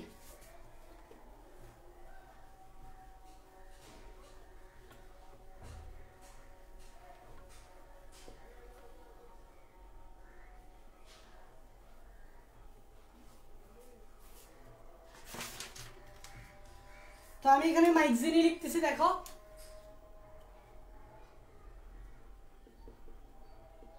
এটা হচ্ছে আমাদের সাইক্লোস্টোমাটার আন্ডারে দুইটা ক্লাস আছে, একটা হচ্ছে মাইক্সিনি, একটা হচ্ছে পেট্রোমাইটোনজিটা। তো আমরা একটু মাইক্সিনি পড়বো, পাশাপাশি আমরা এখানে কি পড়বো, পেট্রোমাইসনটিডা পড়বো। দোনোটা একসাথে পড়বা, পেট্রোমাইসনটিডা। এই দুইটা ক্লাস নিয়ে আমরা এখন পড়বো, দুইটা একসাথে পড়বা, কম্পেয়ার করে করে পড়বা। এবার দেখো মাইক্সিনি শব্দটা অ্যাকচুয়ালি কিভাবে আসছে। মাইক্সিনি শব্দটা আসছে মাইকজা, মাইকজা থেকে। মাইকজা মানে হচ্ছে স্লাইম, স্লাইম মানে হচ্ছে পিচ্ছিল, স্লাইম মানে হচ্ছে পিচ্ছিল, মানে এদের যে ত্বকটা, এদের ত্বকটা পিচ্ছিল টাইপসের, এদের ত্বকটা কি টাইপসের, পিচ্ছিল টাইপসের। এবং মনে রাখবা এখন আমরা ভাটিবাটাতে প্রবেশ করছি, ভাটিবাটা নিয়ে স্টাডি করতেছি, এবং ভাটিবাটা শুরু হয় মাছ দিয়ে। কি দিয়ে শুরু হয়, মাছ দিয়ে, মাছ। তো এই মাইক্সিনিতে কিছু মাছ থাকবে, এই ম্যাগজিনেতে কিছু মাছ থাকবে, তবে মাছগুলো তেমন অরিজিনাল মাছের মতো না, মানে এতটা উন্নত মাছ না। তাহলে ভাটিবাটার শুরু হচ্ছে মাছ দিয়ে, মানে মাইক্সিনি এটা দিয়ে। এখানে এক ধরনের মাছ থাকবে, এটা বেশি উন্নত না, কারণ আমি একটু আগেই বলছি যে এই সুপার ক্লাসে, সাইক্লোস্টোমাটা সুপার ক্লাসে যারা থাকে তারা তেমন বেশি উন্নত না, কারণ তাদের মেরুদণ্ড ক্ষয়িষ্ণু বা অনুপস্থিত টাইপসের, গোল মুখ এদের, এদের মুখ গোল, প্রকৃত চোয়াল থাকে না, জরুপাঙ্গ থাকে না, ঠিক আছে, এই জন্য একটু অনুন্নত। তবে মাছ দিয়ে তুই শুরু হবে, এটা বলতে চাচ্ছি। তো এদের পিচ্ছিল কেন লিখছে, কারণ এদের ত্বক যেটা, এটা পিচ্ছিল টাইপসের ত্বক, এই মাছের ত্বকটা পিচ্ছিল টাইপসের। এবার আসো মাইক্সিনির যে মাছগুলো থাকে ওই মাছগুলোকে হ্যাক ফিশ বলে। এটা পরীক্ষায় আসে যে হ্যাক ফিশ কোন ক্লাসের অন্তর্ভুক্ত। তো হ্যাক ফিশ মাইক্সিনি ক্লাসের অন্তর্ভুক্ত। কি বলে, হ্যাক ফিশ। এই ক্লাসে যে মাছগুলো থাকে এগুলোকে কি বলে, হ্যাক ফিশ। তো প্রায় 70 প্রজাতির হ্যাক ফিশ পাওয়া যায়, সবাই সামুদ্রিক। খেয়াল করে একটু বোঝার চেষ্টা করো, 70 প্রজাতির হ্যাক ফিশ পাওয়া যায় এবং সবাই কি সামুদ্রিক। আমরা এখন বৈশিষ্ট্যে চলে যাব। তাহলে মাইক্সিনি কোন মাছগুলো থাকে, হ্যাক ফিশ। হ্যাক ফিশ কয় ধরনের, 70 প্রজাতি, এবং সবাই কি সামুদ্রিক। এবার আমরা একটু বৈশিষ্ট্য যাবে, বৈশিষ্ট্য আমরা কম্পেয়ার করে করে পড়বো। আমরা পেট্রোমাইটোনজিটা একটু পরে যাচ্ছি। তাহলে বৈশিষ্ট্য যাও, এখানেও বৈশিষ্ট্য লেখো। নাম্বার 1 দেখা যাচ্ছে, হ্যাঁ দেখা যাচ্ছে। বৈশিষ্ট্যটা একটু দেখো। ফার্স্ট অফ অল যে বৈশিষ্ট্যটা তোমার মনে রাখতে হবে, এদের আইস নাই। এবার তুমি আনসার পাই গেছো কেন এরা ব্যাকটেরিয়া। নর্মালি আমরা যখন মাছ দেখি, মাছের ক্ষেত্রে আমরা আইস কথাটাই উল্লেখ করি, কারণ মাছের আইস থাকে, কিন্তু এই ধরনের মাছে আইস থাকে না। তার মানে এরা হচ্ছে অনুন্নত লেভেলের মাছ। আমি একটু আগেই বলছি এই ক্লাসগুলোতে যারা থাকবে, যে সকল মাছগুলো থাকবে এগুলো অনুন্নত টাইপসের মাছ। এই জন্যই ভাটিবাটাকে দুইটা সুপার ক্লাসে অন্তর্ভুক্ত করা হয়েছে। একটা হচ্ছে সাইক্লোস্টোমাটা, এটা হচ্ছে সাইক্লোস্টোমাটা সুপার ক্লাস। এই দুইটা হচ্ছে সাইক্লোস্টোমাটা সুপার ক্লাস। কেন এরা অনুন্নত বুঝতে পারতেছো। আর এটা হচ্ছে উন্নত সুপার ক্লাস, যেটা আমরা পড়বো। আগে আমরা অনুন্নতটা পড়ে ফেলি। নাম্বার 1 আইস নেই, নাম্বার 1 আইস নেই, ঠিক আছে। তারপর দেহ পিচ্ছিল গ্রন্থিযুক্ত ত্বক থাকে, দেহে পিচ্ছিল গ্রন্থিযুক্ত ত্বক দিয়ে গঠিত। তাহলে খেয়াল করো নামটা এখন কেন মাইক্সিনি বুঝতে পারছো। দেখো মাইক্সা অর্থ হচ্ছে স্লাইম, স্লাইম অর্থ হচ্ছে পিচ্ছিল। তো এদের দেহে পিচ্ছিল গ্রন্থিযুক্ত ত্বক দিয়ে গঠিত বিদায় এই উপপর্বের এই ক্লাসটার নাম হয়েছে মাইক্সিনি। দেখো মাইক্সা মানে স্লাইম মানে পিচ্ছিল। কেন পিচ্ছিল বুঝছো, কারণ এদের দেহটাই হচ্ছে পিচ্ছিল গ্রন্থিযুক্ত ত্বক দিয়ে গঠিত, দ্যাটস ওয়াই এদের দেহটা পিচ্ছিল। এটা হচ্ছে তার একটা বৈশিষ্ট্য। 2 নাম্বার বৈশিষ্ট্য, এদের পাখনা নাই। দেখো মাছের ক্ষেত্রে কিন্তু পাখনা দেখা যায়, কিন্তু এই মাছের ক্ষেত্রে তুমি পাখনা দেখতে পারতেছো না, তার মানে এরা অনুন্নত। মাছের ক্ষেত্রে তুমি কি দেখো, পাখনা দেখো নর্মালি, কিন্তু এই ধরনের মাছের ক্ষেত্রে তুমি পাখনা দেখতেছো না, তো এরা অনুন্নত। যদিও এরা ভাটিবাটা, তবুও এর একটু অনুন্নত লেভেলের, পাখনা নাই ভাই। 2 নাম্বার কি পৃষ্ঠীয় পাখনা নেই, পৃষ্ঠীয় পাখনা নেই। কম্পেয়ার করে করে পড়বো আমরা, এটার পর এটা পড়বো, কম্পেয়ার করবো একটার সাথে একটা, তখনই বুঝতে পারবা কিভাবে প্রশ্ন আসতে পারে। এবার আসে নাম্বার 3 যেটা মুখ প্রান্তে থাকে এবং এতে এতে 4 জোড়া, হ্যাঁ 4 জোড়া কর্ষিকা থাকে, এতে 4 জোড়া কর্ষিকা থাকে। এবার এই লাইনটা একটু বোঝার চেষ্টা করো। নর্মালি এই হ্যাগফিশ যেগুলা, হ্যাগফিশের মুখটা গোল টাইপসের, কারণ বলছিলাম আমি সাইক্লোস্টোমা মানে কি গোলাকার মুখ, এদের মুখটা একটু গোল টাইপসের। তো নর্মালি দেখো এদের মুখটা প্রান্তে থাকবে, বডি এটা দেখতে একটু লম্বা, তো এদের বডির যে প্রান্ত আছে প্রান্তে মুখ থাকবে, আবার মুখের চারিদিকে 4 জোড়া কর্ষিকা থাকবে। এবার আসো কর্ষিকা কথাটা তুমি কোথায় পড়ছো? হাইড্রাতে পড়ছো। নর্মালি একটু খেয়াল করে দেখো যে হাইড্রাতেও কিন্তু কর্ষিকা থাকে, এভাবে লম্বা সুতার মতো, লম্বা সুতার মতো কর্ষিকা। নর্মালি মুখ প্রান্তে থাকে এবং এতে 4 জোড়া কর্ষিকা থাকে। কর্ষিকা দিয়ে তারা শিকার করে, কর্ষিকা দিয়ে তারা কি করে? শিকার করে থাকে। তো এটা একটু বুঝতে হবে, মুখ প্রান্তে থাকে এবং এতে 4 জোড়া কি থাকে? কর্ষিকা থাকে। 4 নম্বর পয়েন্ট সেটা হচ্ছে গলবিলের দুপাশে 5 থেকে 15 জোড়া ফুলকারন্দ থাকে। গলবিলের দুপাশে 5 থেকে 15 জোড়া ফুলকারন্দ। তোমরা একটু দেখা না গেলে বলবা। গলবিলের দুপাশে, নর্মালি এরা যেহেতু কর্ডাটা পর্বের প্রাণী, তাহলে এদের অবশ্যই ফুলকারন্দ থাকবে। তাহলে গলবিলের দুপাশে কয়টা? 5 থেকে 15 জোড়া ফুলকারন্দ। কর্ডাটা পর্বেরও বৈশিষ্ট্য ছিল এটা, তো এটা কিন্তু কর্ডাটা পর্বেরই। তো নাম্বার 5 সেটা হচ্ছে কি লিখবো? নাসিকা থালি মুখ বিবরে উন্মুক্ত। এই লাইনটা একটু বুঝতে হবে। নাসিকা থালি বা নসিকা থলি মুখ বিবরে উন্মুক্ত। এটা মানে বুঝাতে চাচ্ছে যে নসিকা যে নাকের থলি আছে এটা, তো এটা পেছনের দিকে মুখ বিবর মানে এরা যে খাওয়ার সময় যে মুখের গর্তটা থাকে, ওই নসিকা থলিটা মুখের গহ্বরের সাথে কানেক্টেড, উন্মুক্ত। এটাই বুঝাতে চাচ্ছে নসিকা থলি মুখের গহ্বরের সাথে কি হয়? মুখ বিবরের সাথে কানেক্টেড, ওখানে গিয়ে এটা উন্মুক্ত হয়, ওপেন থাকে, এটা বুঝাতে চাচ্ছে। নাম্বার 6 যেটা, সেটা হচ্ছে খুবই গুরুত্বপূর্ণ বৈশিষ্ট্য, এদের লার্ভা দশা নেই। দেখো এদের লার্ভা দশা নেই, লার্ভা দশা নেই। এই 6টা বৈশিষ্ট্য তুমি মনে রাখবা। তুমি যদি এই 6টা বৈশিষ্ট্য মনে রাখতো, পেট্রোমাইজনটিটার বৈশিষ্ট্য তুমি মনে রাখতে পারবা, কারণ আমরা এটার সাথে এটা কম্পেয়ার করব। তো আমি পেট্রোমাইজনটিতে আসতেছি, আগে এটা একটু বুঝো। এদের কোনো লার্ভা দশা নেই। নর্মালি এরা ডিম পারে, তো ডিম পাড়ার সময় কিন্তু এদের, আমরা জানি যে ডিম ফুটে লার্ভা বের হয়, তোমরা জানো যে ডিম ফুটে কি বের হয়? লার্ভা বের হয়। কিন্তু এদের ক্ষেত্রে লার্ভা দশাটা নাই, ঠিক আছে?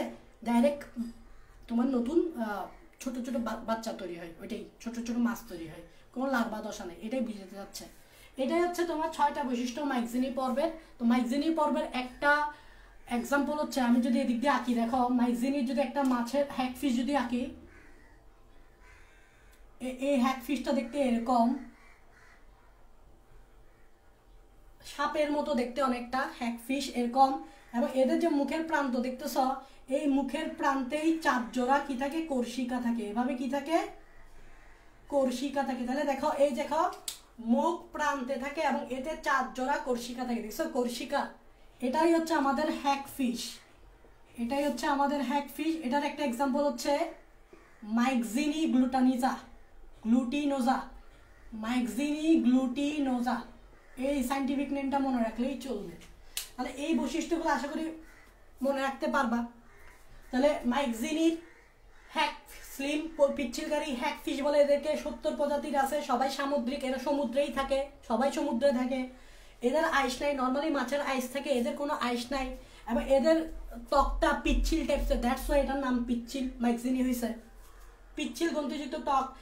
নর্মালি মাছের পাখনা থাকে, এদের কিন্তু কি নাই? পাখনা নাই, পৃষ্ঠীয় পাখনা নেই। মুখ প্রান্তে থাকে, এই যে মুখটা সব প্রান্তে থাকে এবং এতে 4 জোড়া কর্ষিকা থাকে, এই যে কর্ষিকা।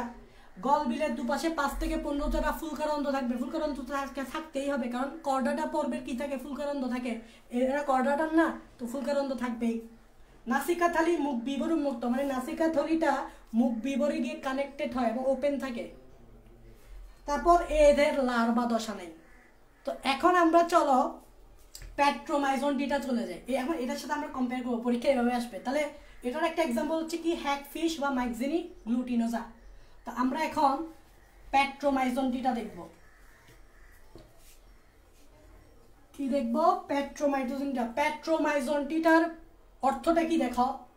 প্যাট্রোমাইজনটিটার অর্থটা হচ্ছে প্যাট্রোস, প্যাট্রোস মানে হচ্ছে চোষণ, প্যাট্রোস কথাটা হচ্ছে চোষণ। তারপর মাইজন, সরি প্যাট্রোস কথাটা হচ্ছে পাথর, সরি পাথর, আর মাইজন শব্দটার অর্থ হচ্ছে চোষণ। তার মানে বুঝতে পারতেছ এরা পাথর চুষে। কি করে? এরা পাথর চুষে, মানে এরা পাথর ছিদ্র করে। তাই এদেরকে আমরা ল্যাম্প্রে বলতে পারি। এদেরকে আমরা কি বলতে পারি? ল্যাম্প্রে। ল্যাম্প্রে অর্থ হচ্ছে পাথর ছিদ্রকারী। তাই এদেরকে আমরা কি বলতে পারি? ল্যাম্প্রে। দেখো প্যাট্রোমাইজনটিকে আমরা কি নামে রাখতে পারি? ল্যাম্প্রে। আর ম্যাগজিনিকে আমরা কি ডাকি? হ্যাগফিশ ডাকি। ম্যাগজিনি পর্বের ক্লাসের প্রাণীদেরকে আমরা হ্যাগফিশ ডাকি, আর প্যাট্রোমাইজনটিটা ক্লাসের প্রাণীদের আমরা ল্যাম্প্রে ডাকি। ল্যাম্প্রে মানে হচ্ছে পাথর ছিদ্রকারী, নামটাও এভাবে আসছে, পাথর চোষণ। ওকে, এবং খেয়াল করো যে এদেরও কিন্তু সামুদ্রিক। দেখো এদের 70 প্রজাতির আছে, সবাই সামুদ্রিক। এদেরও কিন্তু সামুদ্রিক, বাট এদের ডিম পাড়ার জন্য মিঠা পানিতে যায়। এদের ক্ষেত্রে একটা পার্থক্য এখন কম্পেয়ার করবো আমরা আস্তে আস্তে। এদের ক্ষেত্রে কি হয়? এরা সামুদ্রিক, তবে ডিম পাড়ার জন্য কোথায় যায়? সমুদ্রে, মিঠা পানিতে যায়, মানে নদী নালা খাল বিল এগুলোতে চলে যায়। কিন্তু ম্যাগজিনিকে তুমি এরকম পাবে না, ম্যাগজিনি সবাই সমুদ্রে থাকে। এরা মূলত সবাই সামুদ্রিক, তবে ডিম পাড়ার জন্য কোথায় যায়? মিঠা পানিতে যায়। এটার ক্ষেত্রে এরকম ঘটেনি, এটাই আমি বলতে চাচ্ছি। তো এটা লেখো, যে একটু লিখবা যে সবাই সামুদ্রিক, সবাই সামুদ্রিক, তবে ডিম পাড়ার জন্য, ডিম পাড়ার জন্য কোথায় যায়? মিঠা পানিতে যায়, মিঠা পানিতে যায়। ঠিক আছে, এবার আমরা বৈশিষ্ট্য পড়ব। এবার বৈশিষ্ট্য এদের সাথে কম্পেয়ার করব। দেখো বৈশিষ্ট্য নাম্বার ওয়ান, বৈশিষ্ট্য নাম্বার ওয়ান কম্পেয়ার করো। এদের আইস নাই, এদেরও কিন্তু আইস নাই। দেখো এদেরও আইস নাই, এদেরও আইস নেই। তার মানে এই মাছগুলো, এগুলো কিন্তু মাছ, এই মাছগুলো মানে এদের যেরকম আইস নাই, এই প্যাট্রোমাইজনটিটারও কি নাই? আইস নাই। তাহলে একটা সিমিলারিটি পাইছি। এখন দেখো এদের দেহ সরু, মানে এদের দেহ খুবই চিকন টাইপস, অনেক চিকন। এদের দেহ হচ্ছে কি? সরু। তারপর নাম্বার টু, এদের দেখো পৃষ্ঠীয় পাখনা নেই, কিন্তু এদের পৃষ্ঠীয় পাখনা আছে, তাও 1 থেকে 2টা। তাহলে দেখো এদের পৃষ্ঠীয় পাখনা নেই, পৃষ্ঠীয় পাখনা নেই, সরি পাখনা আছে, আমি কেন বলতেছি, এদের পৃষ্ঠীয় পাখনা আছে কয়টা? 1 থেকে 2টি, পরীক্ষায় আসতে পারে। তাহলে আমরা এবার কম্পেয়ার করতেছি, একটা ডিসিমিলারিটি পেয়েছি, একটা পার্থক্য পেয়েছি। এদের পাখনা নাই, এদের পাখনা আছে 1 থেকে 2টা, তাহলে একটা ডিফারেন্স পাওয়া গেছে। নাম্বার 3, এদের মুখ প্রান্তে থাকে এবং এদের 4 জোড়া কর্ষিকা থাকে, কিন্তু এদের ক্ষেত্রে কোনো কর্ষিকা নাই, এদের ক্ষেত্রে কোনো কর্ষিকা দেখা যায় না। তার মানে দেখো এদের মুখে চাকতি থাকে এবং তাতে ক্যারাটিনময় দাঁত থাকে, এবং তাতে ক্যারাটিনময় দাঁত থাকে। তাহলে দেখো যে এদের কিন্তু কর্ষিকা ছিল, কিন্তু এদের তুমি কর্ষিকা পাচ্ছ না।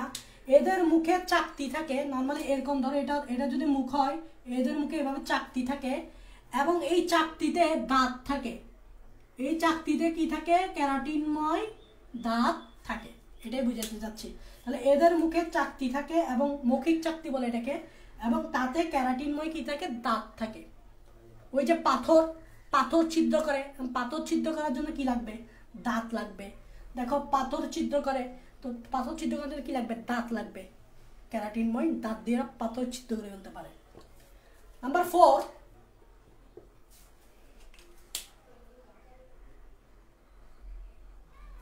4, দেখা যাচ্ছে লেখা? হ্যাঁ দেখা যাচ্ছে, ওকে। নাম্বার 4 যেটা কম্পেয়ার করো, গলবিলের দুপাশে 5 থেকে 15 জোড়া ফুলকরন্দ, কিন্তু এদের 7 জোড়া ফুলকা থাকে। তাহলে লেখো 7 জোড়া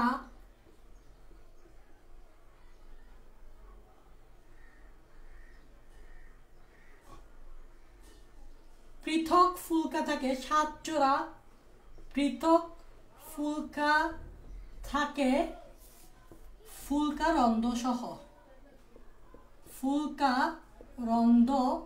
তাহলে দেখো এখানে তুমি 5 থেকে 15 জোড়া ফুলকারন্দ পাইছো, এখানে 7 জোড়া পৃথক ফুলকা থাকে কি সহ?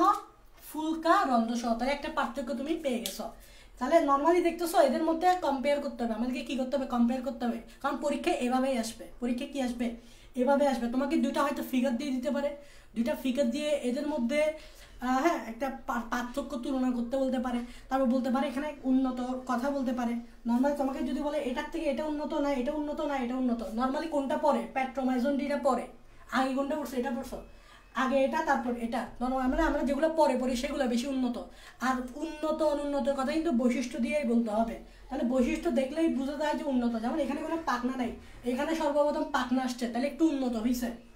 দেখো এদের কর্ষিকা ছিল, এদের কর্ষিকা নাই, এদের দাঁত ছিল, এদের দাঁত থাকছে, তাহলে একটু উন্নত হয়েছে, দাঁত আছে, উন্নত। দেখো এখানে গলবিলের ফুলকারন্দের পরিমাণ বেশি, এখানে আস্তে আস্তে কি হচ্ছে? ফুলকারন্দের পরিমাণ কমে গেছে। তারপর দেখো এদের নসিকাথলি মুখ বিবর উন্মুক্ত, এখানে দেখো নসিকাথলি মুখ বিবরে উন্মুক্ত নয়, মুখ বিবরে উন্মুক্ত নয়। তাহলে দেখো এদের নাসিকাথলি মুখ বিবরে উন্মুক্ত, এদের নাসিকাথলি মুখ বিবরে উন্মুক্ত নয়। তাহলে ডিফারেন্সটা বুঝছো?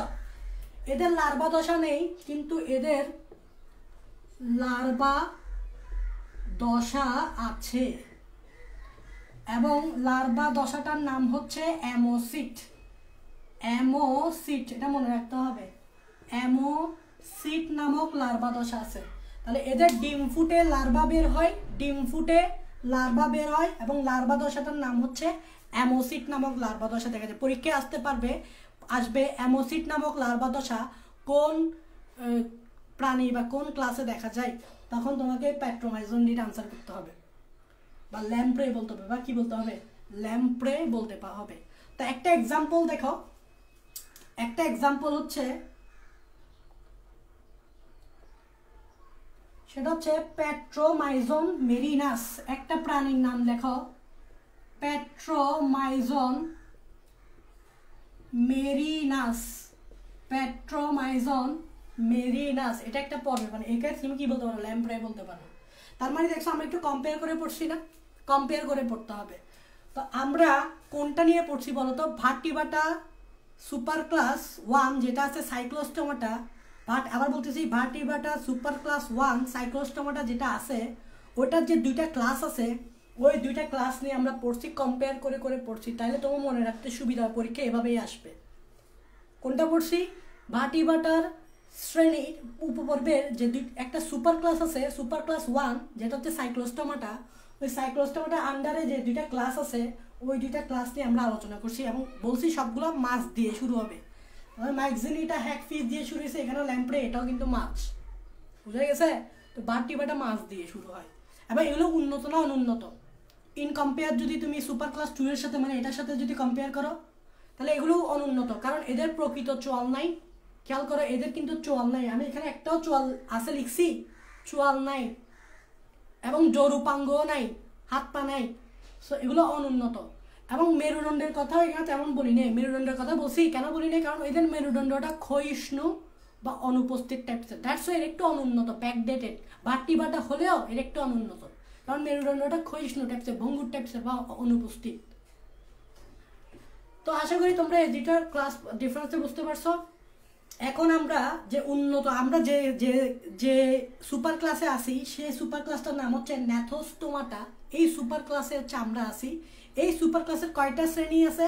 7টা শ্রেণী আছে, মনে আছে? মনে রাখার টেকনিক দিছি। কাঁচারাম, সি দিয়ে কন্ড্রেক্টিস, এ দিয়ে অ্যাক্টিনোপটেরিজি, তারপর এস দিয়ে সার্কোপটেরিজি, ঠিক আছে, এ দিয়ে অ্যামফিবিয়া, আর দিয়ে রেপটাইলিস, ঠিক আছে, তারপর কাঁচারাম, তারপর আফটারিস, তারপর এ দিয়ে এভিস, এম দিয়ে হচ্ছে ম্যামেলিয়া। তাহলে এই ন্যাথোস্টোমাটার আন্ডারে যে 7টা শ্রেণী আছে এগুলাই হচ্ছে উন্নত, সবচেয়ে উন্নত গোষ্ঠী হচ্ছে এই সুপার ক্লাস 2-তে থাকে।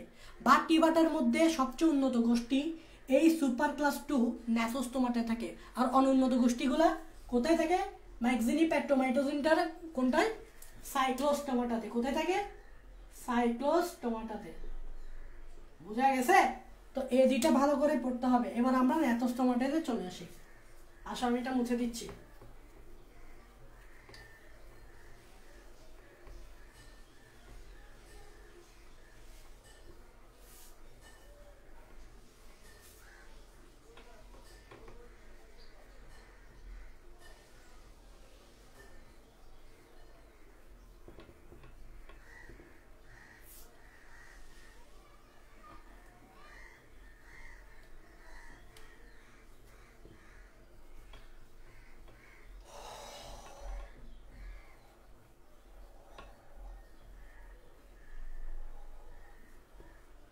তাহলে এটা হচ্ছে আমাদের কি?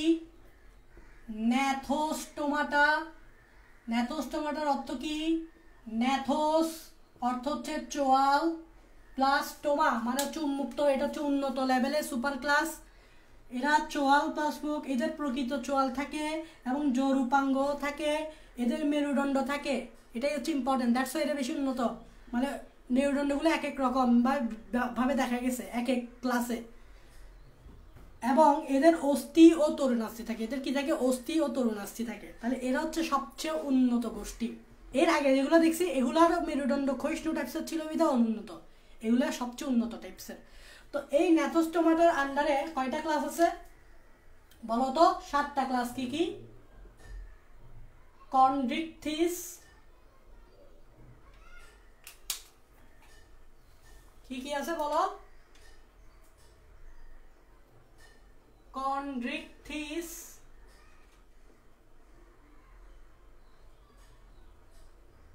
তারপর অ্যাক্টিনোপটেরিজি, অ্যাক্টিনোপটেরিজি, ঠিক আছে, সার্কোপটেরিজি,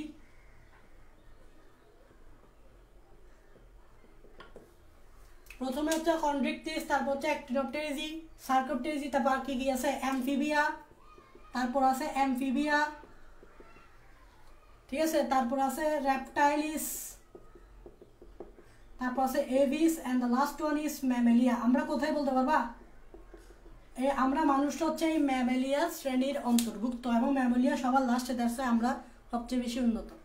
তো আমরা বললাম যে ন্যাথোস্টোমাটা সুপার ক্লাসে 7টা ক্লাস আছে। 1 2 3 4 5 6 7।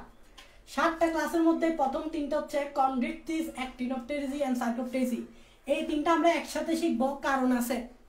এই 3টা আমরা একসাথে শিখবো, কারণ আছে। কারণ এই 3টা শ্রেণীতে সকল মাছ থাকে। তাহলে এর আগে দেখো আমরা 2টা মাছের কথা বলছি, একটা হচ্ছে হ্যাগফিশ আর একটা হচ্ছে ল্যাম্প্রে। তবে এগুলো কি ছিল? অনুন্নত টাইপসের ছিল। ওগুলো কি ছিল? এই প্রথম এখান থেকে উন্নত লেভেলের মাছ পাওয়া যাবে। এই প্রথম এখান থেকে উন্নত লেভেলের মাছ পাওয়া যাবে, এবং এখান থেকে শুরু করে এখানে গিয়ে শেষ হবে, সার্কোপটেরিজিতে গিয়ে শেষ হবে। তার মানে এই তিনটাই হচ্ছে মাছের শ্রেণী। এর আগেও কিন্তু আমরা মাছ দেখছি, তবে এগুলো ছিল অনুন্নত টাইপসের। কোথায় কোথায়? ম্যাক্সিনি আর একটা হচ্ছে পেট্রোমাইজনটিটা, ঠিক আছে। তবে এইখানে আমরা সর্বপ্রথম উন্নত লেভেলের মাছ পেতে যাচ্ছি, এটাই বুঝাতে যাচ্ছি। এই 3টা আমরা একসাথে পড়বো কেন? কম্পেয়ার করব, কম্পেয়ার করে করে পড়বো। তো উন্নত লেভেলের মাছ এখান থেকে শুরু হবে, এখান থেকে শুরু হয়ে কোথায় শেষ হবে? এখানে। তারপর অ্যামফিবিয়াতে, তারপর অ্যামফিবিয়া এবং রেপটাইলিস একসাথে পড়বো, তারপর এভিস পড়বো, তারপর ম্যামেলিয়া পড়বো। এভাবেই পড়বো, সবসময় কম্পেয়ার করে করে পড়বো, তাহলে বুঝতে সুবিধা হবে। তাহলে আমি আপাতত এগুলো মুছে দিচ্ছি, আগে আমরা এই 3টা শ্রেণী নিয়ে আলোচনা করি।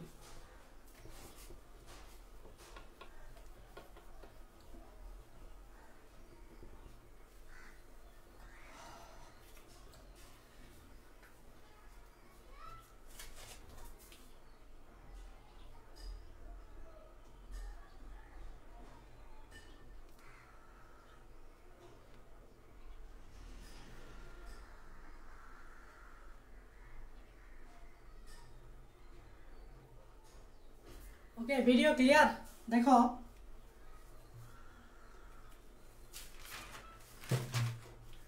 দেখো প্রথমে আমরা একটু কন্ড্রিকথিস নিয়ে আলোচনা করব। কন্ড্রিকথিস, কন্ড্রিকথিস কথাটা এভাবে আসছে, সেটা হচ্ছে কন্ড্রাস প্লাস ইকথিস। কন্ড্রাস প্লাস ইকথিস, একটু খেয়াল করো, আসছে এভাবে কন্ড্রাস। কন্ড্রাস অর্থ হচ্ছে তরুণাস্থি, বা এটাকে বলা হয় কার্টিলেজ। কার্টিলেজ অর্থ হচ্ছে তরুণাস্থি, প্লাস ইকথিস। ইকথিস কথাটার অর্থ হচ্ছে মাছ। তাহলে এই সর্বপ্রথম আমরা একটা মাছ দেখতে পাচ্ছি, ঠিক আছে? একটা মাছ দেখতে পাচ্ছি যেটা উন্নত লেভেলের। কেন? কারণ ওই মাছটা তরুণাস্থি দিয়ে তৈরি। আমি বলছি অস্থি এবং তরুণাস্থি দিয়ে তৈরি হলে এগুলো উন্নত গোষ্ঠী হয়। এর আগে আমরা দেখছি অস্থি এবং তরুণাস্থি দিয়ে উন্নত গোষ্ঠী হয়। তো সর্বপ্রথম এই শ্রেণীতে যে মাছগুলো থাকবে এগুলো তরুণাস্থি দিয়ে তৈরি হয়, তারা উন্নত লেভেলের মাছ। এরা হচ্ছে উন্নত লেভেলের মাছ, কারণ এদের কি থাকবে? তরুণাস্থি থাকবে। এবং খেয়াল করো, প্রায় 1000 প্রজাতির মাছ এই শ্রেণীতে পাওয়া যায়। প্রায় 1000 প্রজাতির মাছ এই শ্রেণীতে পাওয়া যায়। কত? আমি লিখতেছি না, বইয়ে পাবা। 1000 প্রজাতির মাছ এই শ্রেণীতে পাবা। সবগুলো তরুণাস্থি দিয়ে তৈরি। সবগুলো কি দিয়ে তৈরি? তরুণাস্থি দিয়ে। তাহলে উন্নত লেভেল না? মানে এদের কিন্তু মেরুদণ্ড থাকবে। তরুণাস্থি থাকা মানে কি? মেরুদণ্ড থাকা। মেরুদণ্ডই তো মূলত, মেরুদণ্ড তো অস্থি দিয়ে তৈরি হয়, তো পাশাপাশি তরুণাস্থিও থাকে। তো খেয়াল করো, বৈশিষ্ট্য আমাদেরকে পড়তে হবে। বৈশিষ্ট্যগুলো, নাম্বার 1, এদের বডিতে আইস থাকে। নর্মালি দেখো, এর আগে আমরা যখন দেখছি, এর আগে কিন্তু বৈশিষ্ট্য বডিতে কোনো আইস দেখিনি। এর আগে বডিতে কোনো আইস দেখিনি। খেয়াল করছো, হ্যাগফিশে কোনো আইস ছিল? ল্যাম্প্রেতে কোনো আইস ছিল? আইস ছিল না। এই প্রথম মাছের বডিতে আইস দেখা যাচ্ছে। উন্নত, খেয়াল করো, উন্নত। তার মানে দেখো, দেহে প্ল্যাকোয়েট নামক আইস থাকে। দেহ প্ল্যাকোয়েট নামক আইস দিয়ে আবৃত। এবার আসো, প্ল্যাকোয়েট নামক আইস দিয়ে আবৃত, এটা মানে কি? বা আইসের নাম প্ল্যাকোয়েট হয়েছে কেন? এই আইসের নাম প্ল্যাকোয়েট এই জন্য হয়েছে কারণ প্ল্যাকোয়েট মানে হচ্ছে সূক্ষ্ম ক্ষুদ্র কাটা। সূক্ষ্ম ক্ষুদ্র কাটা। তার মানে খেয়াল করো, এই যে আইসগুলো দেখতেছো, আইসগুলো দেখতে হচ্ছে সূক্ষ্ম সূক্ষ্ম ক্ষুদ্র ক্ষুদ্র কাটার মতো। তাহলে এই আইসগুলো যেগুলো দেখতেছো, এদের বডি যে আইসগুলো দিয়ে তৈরি হবে, ওই আইসগুলো দেখতে হচ্ছে সূক্ষ্ম সূক্ষ্ম ক্ষুদ্র ক্ষুদ্র কাটার মতো। দ্যাটস ওয়াই এটার নাম হচ্ছে প্ল্যাকোয়েট। প্ল্যাকোয়েট মিনস হোয়াট? সূক্ষ্ম ক্ষুদ্র কাটা। আইসটা দেখতে সূক্ষ্ম ক্ষুদ্র কাটার মতো। আমি পরে আইসের পিকচারটা এঁকে দেখাবো, আইসটা দেখতে কিরকম, তো পরে দেখাবো, একসাথে দেখাবো। তার মানে তোমরা বুঝছো এদের দেহটা কি? প্ল্যাকোয়েট নামে, খুবই ইম্পর্টেন্ট, প্ল্যাকোয়েট নামক সূক্ষ্ম ক্ষুদ্র কাটা আইস দিয়ে আবৃত। ওকে, দেন নাম্বার 2, এদের যে পুচ্ছ পাখনা আছে, যে মানে কর্ডাল ফিনটা আছে। পুচ্ছ পাখনা মানে কি? লেজের দিকে যে পাখনাটা থাকে, যেটাকে আমরা লেজ বলি, ওই যে পাখনাটা আছে, পুচ্ছ পাখনা, লেজ যেটাকে আমরা বলি, ওই পুচ্ছ পাখনা হ্যাটেরো সার্কেল। পুচ্ছ পাখনা হ্যাটেরো সার্কেল, এই কথাটার অর্থ কি? পুচ্ছ পাখনা হ্যাটেরো সার্কেল, খুবই ইম্পর্টেন্ট কথাগুলো। হলো এমসিকিউ তো মাস্ট আসে, এমসিকিউ তো আসবেই, খেয়াল রাখবা। পুচ্ছ পাখনা হ্যাটেরো সার্কেল, এই কথাটার অর্থ কি? নর্মালি আমরা যে লেজ দেখি না, নর্মালি আমরা যখন লেজ আঁকি, লেজটা কিভাবে আঁকি? এইভাবে লেজ আঁকি না? তো হ্যাটেরো সার্কেল বলতে বোঝাচ্ছে এই যে পুচ্ছ পাখনাটা দেখতেছ, হ্যাঁ, এই পুচ্ছ পাখনার যে দুইটা প্রান্ত দেখতেছ, এটা একটা, এই প্রান্তগুলো সমান না। হ্যাটেরো মানে হচ্ছে ভিন্ন। হ্যাটেরো মানে হচ্ছে কি? ভিন্ন। মানে লেজ, এই যে লেজটা দেখতেছ, লেজটা সমান না। মানে দেখো, এই প্রান্তটা বড় হলেও এই প্রান্তটা হচ্ছে ছোট। দেখছো, এই প্রান্তটা বড় হলেও, লেজটা এটা বড় হলেও এই প্রান্তটা ছোট। তাহলে আমি আরেকটু ছোট করে আঁকি। এই দেখো, এটা হচ্ছে ছোট।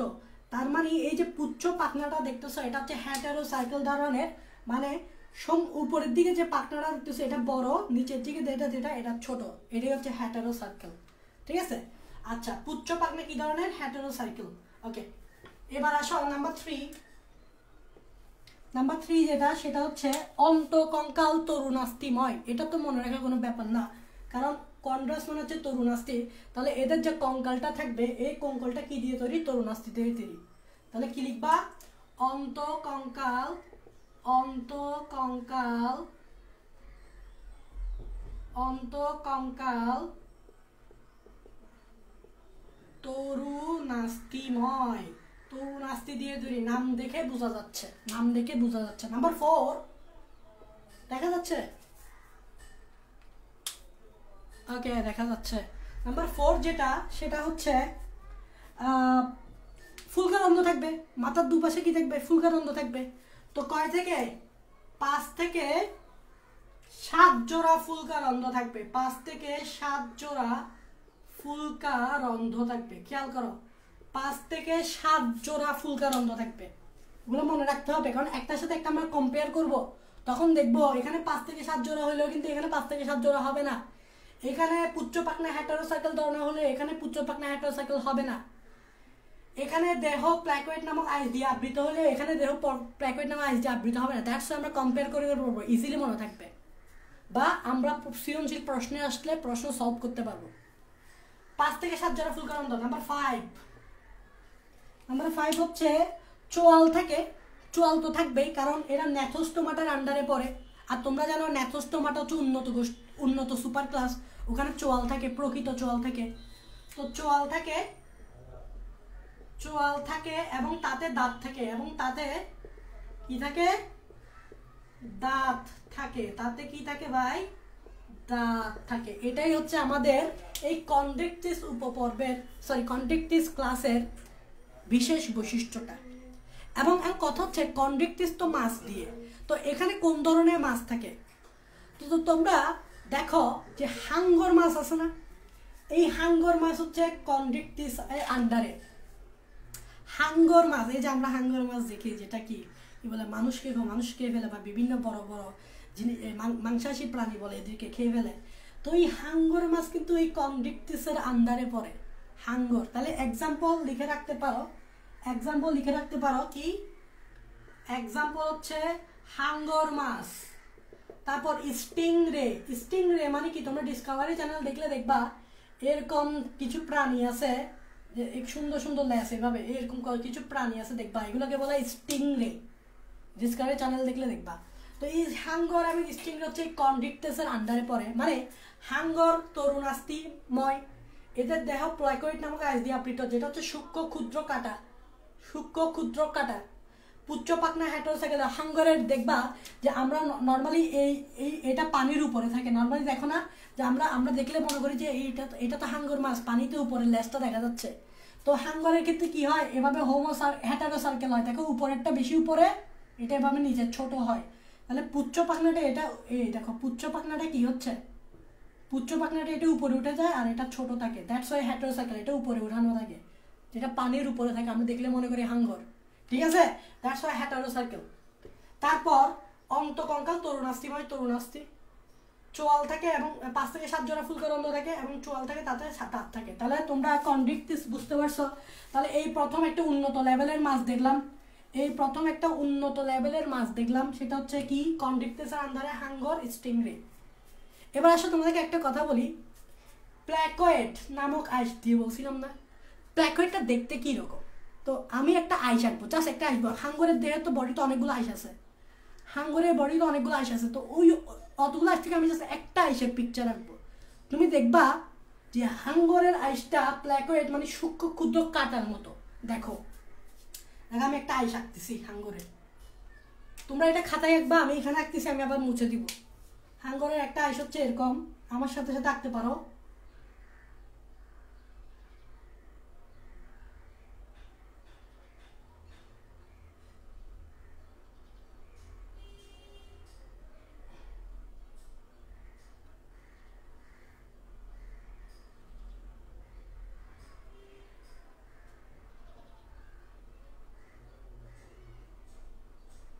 এটাই হচ্ছে প্ল্যাকয়েড আইস, এটা তোমরা খাতায় আঁকো, ঠিক আছে? আমি আবার মুছে দিব। এটাই হচ্ছে প্ল্যাকয়েড আইস। এবং দেখো এই জায়গাগুলো দেখো, এগুলো হচ্ছে কাটার মতো। দ্যাটস আমরা বলি যে প্ল্যাকোয়েড মানে কি সূক্ষ্ম ক্ষুদ্র কাটা, এরকম অনেকগুলো আইস মিলে হাঙ্গরের বডিটা আইস দিয়ে আবৃত থাকে। এটা জাস্ট একটা আইস, তুমি মাছ থেকে যেরকম একটা আইস তুলে ফেলবা, তেমনি হাঙ্গরের বডি থেকে যদি একটা আইস তুলে ফেলি, হাঙ্গরের আইসটা দেখতে এরকম কাটার মতো, দেখছো কাটার মতো, বুঝা গেছে? এটা এঁকে ফেলো, এটা এঁকে ফেলো, আমি মুছে দিচ্ছি, এটা এঁকে ফেলো। শেষ, কন্ট্রাক্টিস শেষ। এবার আসো, মাছটা একটু আরো বেশি উন্নত হবে। কন্ট্রাক্টিসে যে মাছগুলো থাকে, অ্যাক্টিনোপটেরিসে যে মাছগুলো থাকবে, এগুলো এটার চেয়ে উন্নত, কারণ আমরা পরে পড়তেছি, খেয়াল করো, সিরিয়াল মেনটেন করতে পরে পড়তেছি। তাহলে এখানে আরো উন্নত লেভেলের মাছ পাওয়া যাবে, উন্নত লেভেলের মাছ পাওয়া যাবে কোথায়? অ্যাক্টিনোপটেরিজিতে। চলো আমরা এখন একটু অ্যাক্টিনোপটেরিজিটা দেখে আসি। চলো আমরা এখন একটু অ্যাক্টিনোপটেরিজিটা কি হয়েছে দেখে আসি। এবার দেখো অ্যাক্টিনোপটেরিজি কথাটার অর্থ কি। অ্যাক্টিনোপটেরিজি কথাটার অর্থ হচ্ছে যে অ্যাক্টিস কথার অর্থ হচ্ছে রশ্মিময়, অ্যাক্টিস কথাটার অর্থ হচ্ছে রশ্মিময় প্লাস ট্যারিক্স কথাটার অর্থ হচ্ছে পাখনা। তার মানে অ্যাক্টিনোপটেরিজিতে যে মাছগুলো থাকবে, ওই মাছগুলোর পাখনাগুলো দেখতে রশ্মিময়। তোমরা একটু খেয়াল করে দেখো তো, রশ্মিময় পাখনা দেখছো কিনা? দেখছো? আমরা যে মাছগুলা খাই, ওই মাছগুলো হচ্ছে ওই মাছগুলো যে পাখনাগুলো থাকে না, ওগুলো হচ্ছে রশ্মিময় হয়।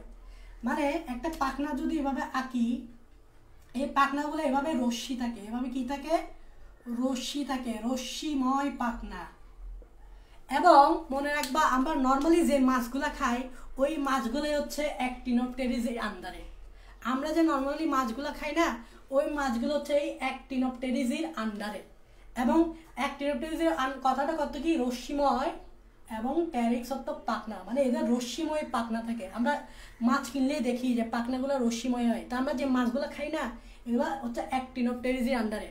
তো এখানে একটু লিখে দিতে পারো, জীবিত মাছের 96%ই এ শ্রেণীর অন্তর্ভুক্ত। জীবিত মাছের 96%ই এই শ্রেণীর অন্তর্ভুক্ত। তার মানে বুঝতে পারছো, যত জীবিত মাছ আছে, ওই জীবিত মাছের অলমোস্ট 96% হচ্ছে এই মাছের। এবং এটা মনে রাখবা যে অ্যাকচুয়ালি আমরা যে মাছগুলা খাই, এগুলা এই অ্যাক্টিনোপটেরিজির শ্রেণীর আন্ডারে। এবং এদের রশ্মিময় কি থাকে? পাখনা থাকে। এবার আসে আমরা বৈশিষ্ট্য এটার সাথে কম্পেয়ার করে করে পড়বো। তাহলে লেখো বৈশিষ্ট্য।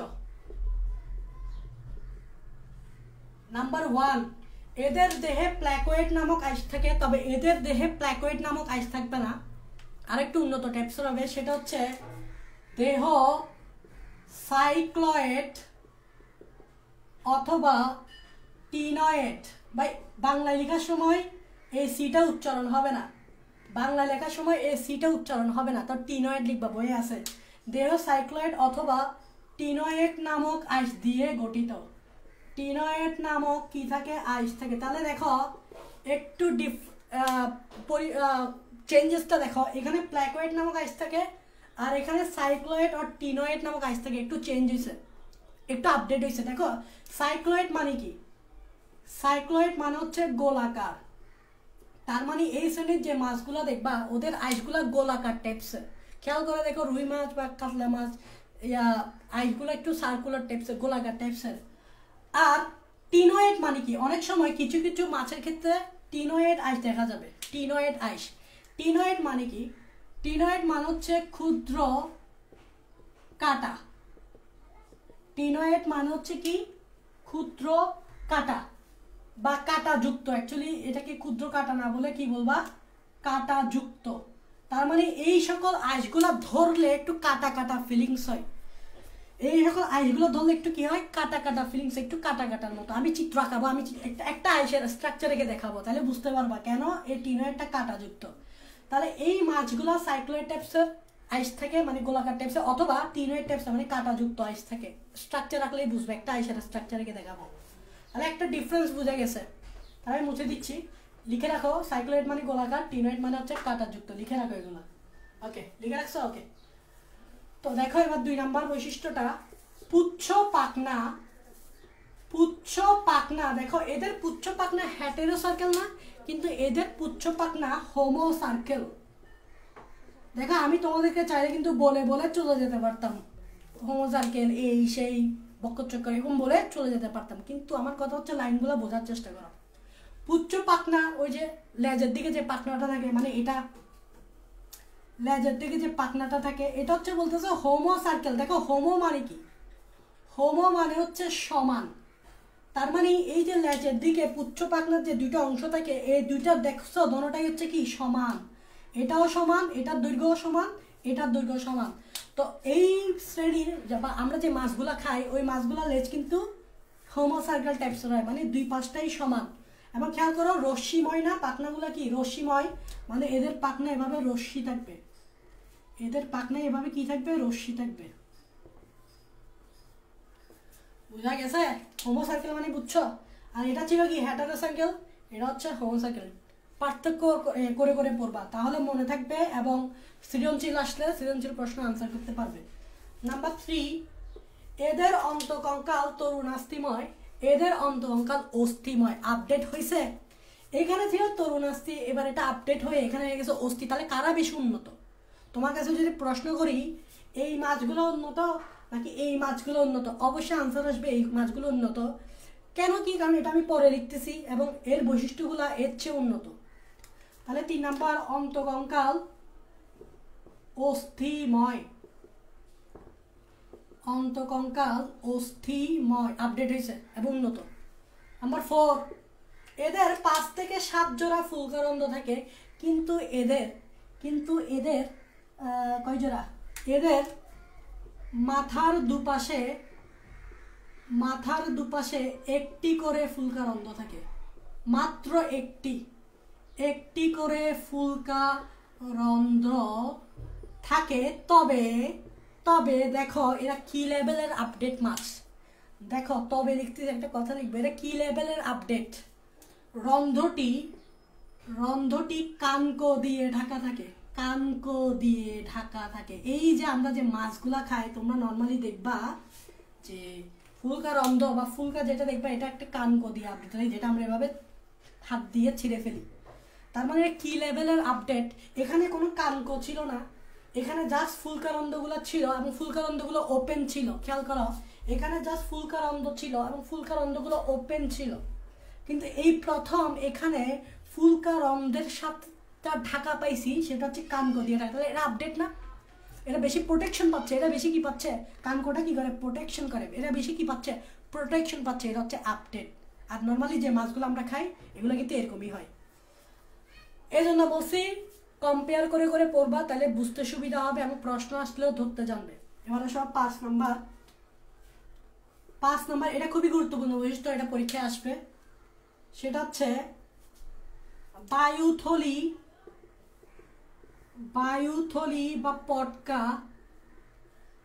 বা পটকা, ইংরেজি ওয়ার্ডটাও মনে রাখবা, কারণ অনেক সময় ইংরেজিতে বলে। সুইম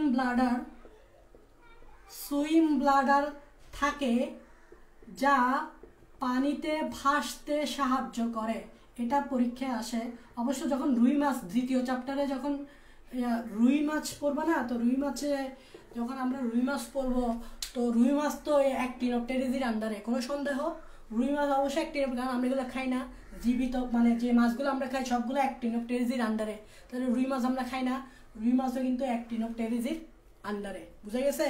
তো রুই মাছ যখন তোমরা পড়বা দ্বিতীয় চ্যাপ্টারে, তখন কিন্তু এটা নিয়ে মানে এখান থেকে প্রশ্ন আসে, এখান থেকেও আসতে পারে। মানে এটা এখানে মনে রাখলে ওখানে পড়াটা আরও ইজি হয়ে যায়। সেটা হচ্ছে, তোমরা তো এটা চিনো মেবি, যে মাছ কাটলে কিন্তু নর্মালি একটা বেলুনের মতো একটা, মানে পটকা বলি এটাকে না আমরা, বেলুনের মতো দেখতে, ঠিক আছে?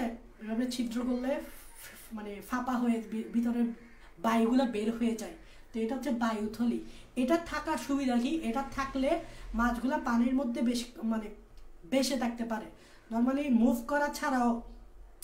মাছগুলো মুভ করা ছাড়াও এভাবে কি সুন্দর করে বেশে থাকতে পারে এটার সাহায্যে। এটা শ্বসনেও সাহায্য করে। কি করে? শ্বসনেও সাহায্য করে। খুবই ইম্পর্টেন্ট একটা লাইন। এর আগে কিন্তু আমরা এখানে এরকম কিছু দেখি নাই, আপডেট, এখানে সেটা আপডেট হয়েছে। বুঝতে পারতেছো? উন্নত। তাহলে এক্সাম্পল দিতে হবে। এক্সাম্পল হচ্ছে সকল জীবিত মাছ, রুই মাছ, বোয়াল মাছ, কাতলা মাছ, তারপর আর কি মাছ, যত মাছ আছে সব যেগুলো খাই সবগুলো হচ্ছে অ্যাক্টিনোপটেরিজের আন্ডারে। সো এক্সাম্পল মনে রাখা কোনো ব্যাপার না, জাস্ট সাইন্টিফিক নেমগুলো মনে রাখবা তাহলে হচ্ছে। এখন আসো আমি বলছি তোমাদেরকে এই পিকচারটা দেখাবো, সাইক্লোয়েডের আইসটা দেখতে কীরকম, টিনোয়েড আইসটা দেখতে কীরকম। তো তোমরা আমার সাথে সাথে আঁকবা, আমি আবার মুছে ফেলবো, আমি বোর্ডে জায়গা নেই, তো তোমরা এঁকে ফেলবা খাতায়, ঠিক আছে? তোমরা খাতায় এঁকে ফেলবা, একটু খেয়াল করো, তোমরা খাতায় এঁকে ফেলবা। দেখো প্রথমে আমি সাইক্লোয়েড আইসটা দেখাচ্ছি কিরকম। সাইক্লোয়েড মানে হচ্ছে গোলাকার, তো এই আইসটা দেখতে কি হবে, গোল হবে। তাহলে দেখো এই আইস, একটা আইস আঁকতেছি, এই আইসটা দেখতে হচ্ছে এরকম গোল, এই আইসটা দেখতে হচ্ছে এরকম গোল, তাহলে এটা হচ্ছে সাইক্লয়েড আইস। এবার আসলে টিনয়েডটা দেখতে কীরকম, আমি বলছি কি টিনয়েড মানে কি, টিনয়েড মানে হচ্ছে কাঁটাযুক্ত, নর্মালি একটু একটু কাঁটাযুক্ত হবে, ধরলে ধরলে একটু কাটা কাটা ফিলিংস হবে। তাহলে এই আইসটা দেখতে কীরকম, দেখো এই আইসটা দেখতে হচ্ছে এরকম,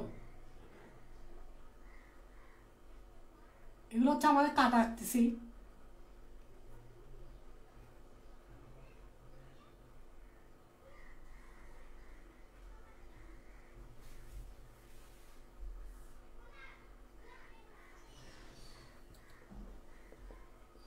এই দেখো এই আইসটা দেখছো, এই যে এদিক দিয়ে কাটা কাটা দেখছো, এদিক দিয়ে দেখো কাটা কাটা, এদিক দিয়েও কাটা কাটা। তো এটা হচ্ছে টিনয়েড, এটা হচ্ছে কি টিনয়েড আইস। একটা আইস আঁকতেছে যে জাস্ট, তো অনেকগুলো আইস থাকে, একটা আইস আঁকতে দেখছো, এটা কাটা কাটা দেখছো, দ্যাটস ওয়াই আমরা কাটা যুক্ত বলি, কাটা কাটা। আর এটা হচ্ছে সার্কুলার। সো এই পিকচারটা একটু এঁকে ফেলো, তাহলে হয়ে যাচ্ছে।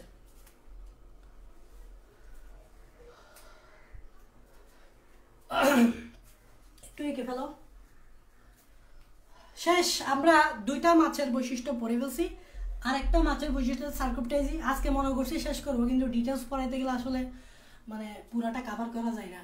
তো আমরা আরেকটা ক্লাস নিব, ঠিক আছে? সেদিন আমরা কি করবো, সেদিন আমরা বাকি যে 4টা ক্লাস আছে, তো ওই ক্লাসটা শর্ট হবে, নেক্সট কালকেই নিতে পারি, ওই ক্লাসটা কালকেই নিতে পারি। তো নেক্সট যে 4টা ক্লাস আছে না, ওই ক্লাসগুলো আমরা পড়াই দিব। তা অ্যাকচুয়ালি আমি একটু তোমাদেরকে ডিটেলসভাবে পড়ানোর চেষ্টা করতে, বা বুঝে বুঝে পড়ানোর চেষ্টা করতে, বা প্রশ্ন করে করে পড়ানোর চেষ্টা করতে, দ্যাটস ওয়াই সময় লাগতেছে, নাহলে আমি ডাইরেক্ট পড়াই চলে যেতে পারতাম। তাহলে এটা গেল লাস্ট ওয়ান, মাছ। এখনো মাছের শেষ হয়নি, আরেকটা শ্রেণী আছে যেখানে মাছ থাকবে, সেই শ্রেণীটার নাম হচ্ছে সার্কোপটেরিডি, সার্কোপটেরিজি। দেখা যাচ্ছে কিনা আমি একটু দেখি, দেখা যাচ্ছে সার্কোপটেরিজি। দেখো সার্কোপটেরিজির কথাটা হচ্ছে সার্কস, সার্কস কথাটার অর্থ কি, সার্কস কথাটা হচ্ছে ফ্লেশ, ফ্লেশ মানে হচ্ছে মাংস, বা এটাকে বলতে পারো মাংসের পিণ্ড, এটাকে বলতে পারো মাংসের পিণ্ড, প্লাস প্যারিক্স কথাটার অর্থ হচ্ছে পাখনা।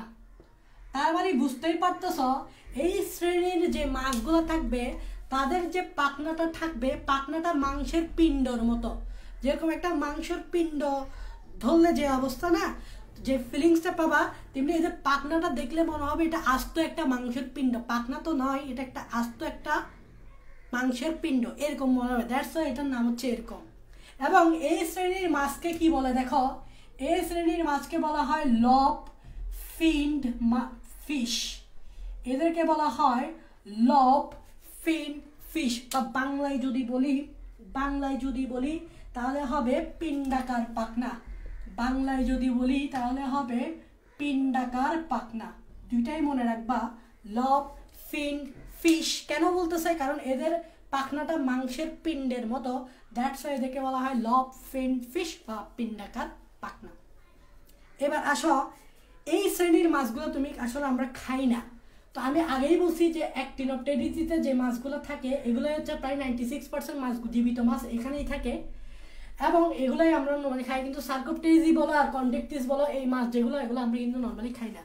এবার আসো, সার্কোপটেরিজির আমাদের কিছু বৈশিষ্ট্য মনে রাখতে হবে। তবে ধারণা করা হয় যে এই মাছগুলো প্রায় বিলুপ্ত হয়ে গেছে, আগে অনেক প্রজাতি ছিল, বর্তমানে মাত্র 8 প্রজাতির মাছ পাওয়া যায়। এই সার্কোপটেরিজি শ্রেণীর 8 প্রজাতির মাছ পাওয়া যায়, বাকিগুলো বিলুপ্ত হয়ে যাচ্ছে।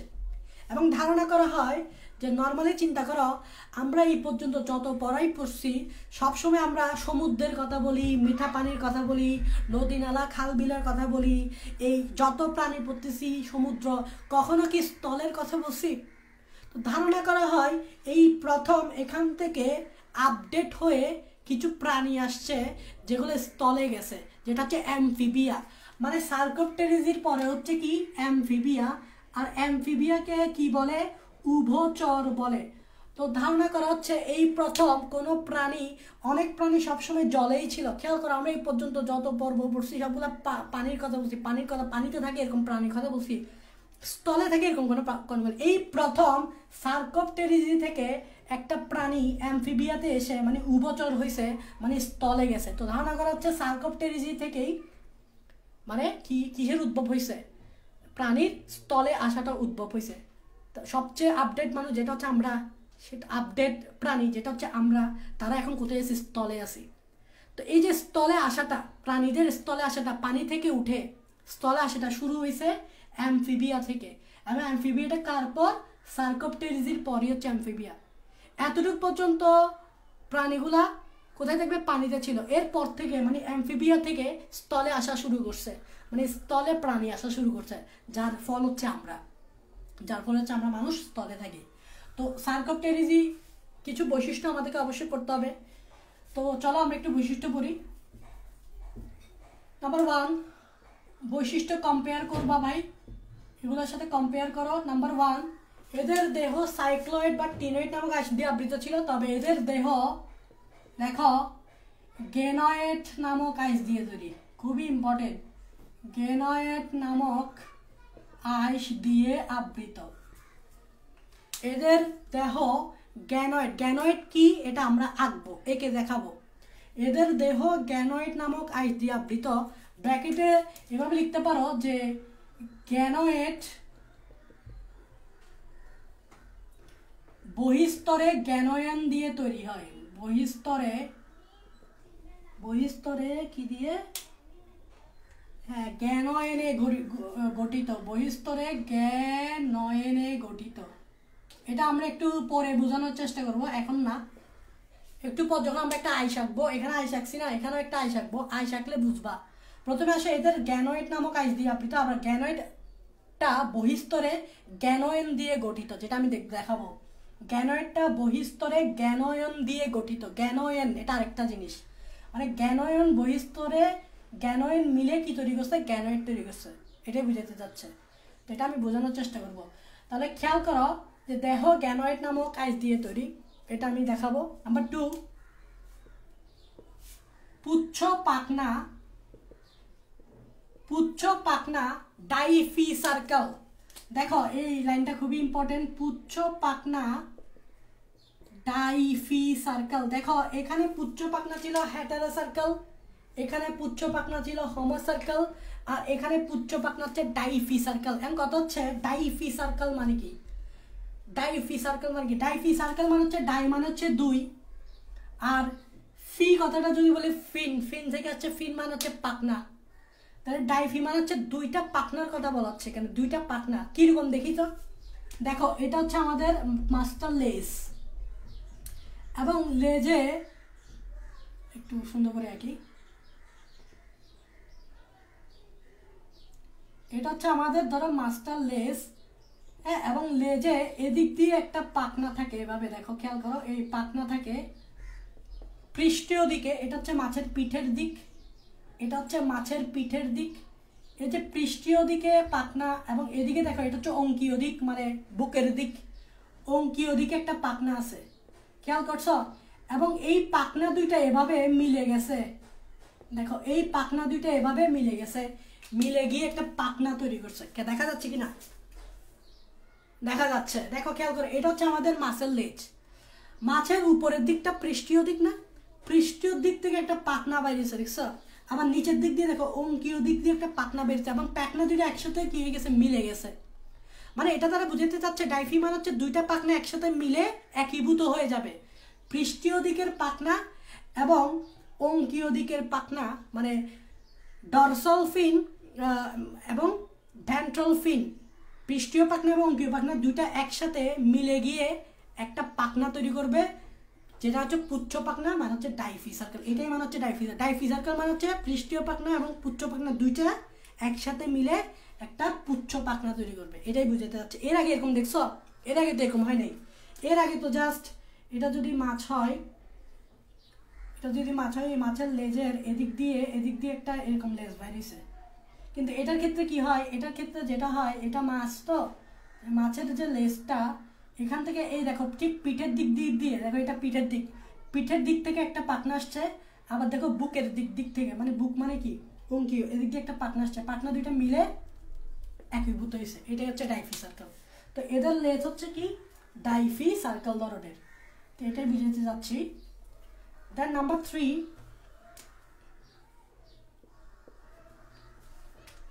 অন্তকঙ্কাল অস্থিময় না? এখানেও অন্তকঙ্কাল অস্থিময়।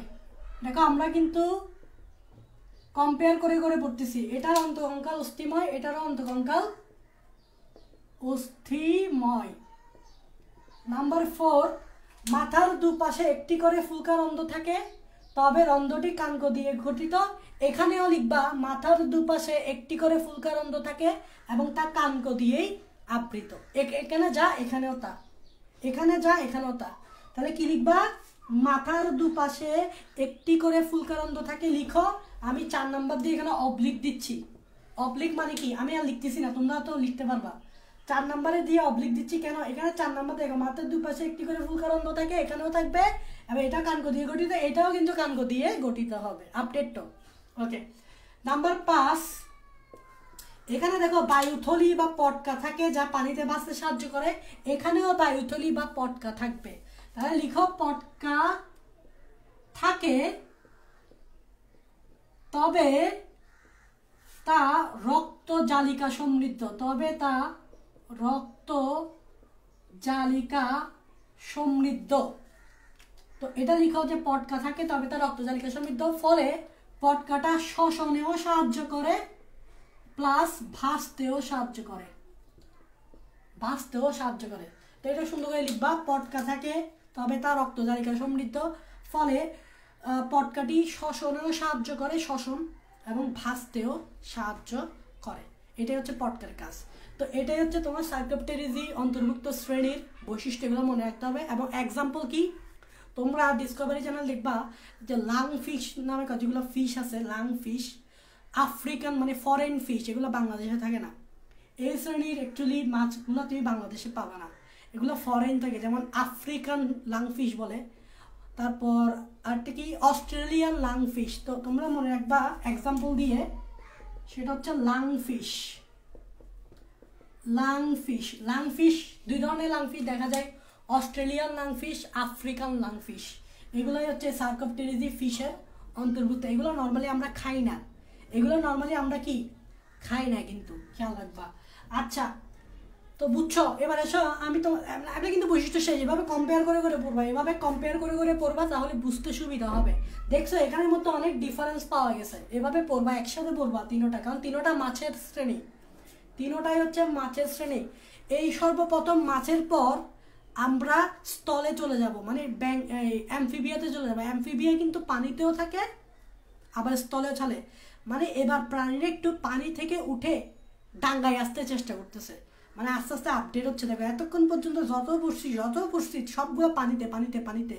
এই প্রথম প্রাণী ডাঙ্গায় ওঠার চেষ্টা করতেছে, সেটা হচ্ছে অ্যামফিবিয়া থেকে শুরু হবে। সেটা কোথায়? অ্যামফিবিয়া থেকে শুরু হয়ে ম্যামেলিয়াতে গিয়ে শেষ হবে। আচ্ছা, ওটা পরে। এখানে গ্যানোয়েডটা কীরকম আমি এটা বুঝাচ্ছি। দেখো গ্যানোয়েড আইস দিয়ে তৈরি, আর লাস্ট টপিক সেটা হচ্ছে গ্যানোয়েড আইস দিয়ে তৈরি। আর গ্যানোয়েডটা বহিস্তরে গ্যানোয়েনে গঠিত, এটাও বুঝাবো। দেখো গ্যানোয়েডটা তোমরা আঁকো, তোমরা খাতায় আঁকো, আমি এখানে আঁকতেছি, তোমরা এটা খাতায় আঁকো, আইসটা আঁকো। গ্যানোয়েড আইসটা দেখতে এরকম দেখো,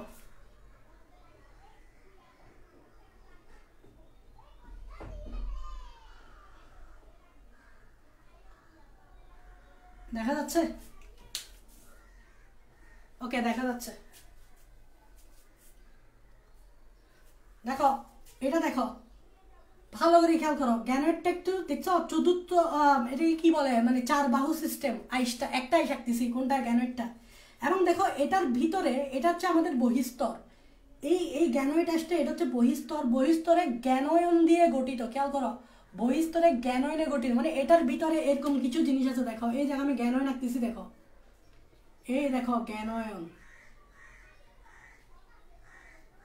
আরো থাকবে এরকম, দেখো এই গ্যানোয়ন, এটার শেপ এই গ্যানোয়ন,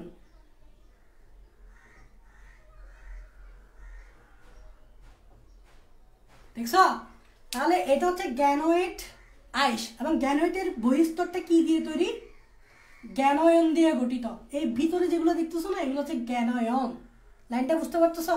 তো এদিক দিয়ে আরেকটা জিনিস আঁকো, এদিক দিয়ে এটা আঁকো, এভাবে আঁকো।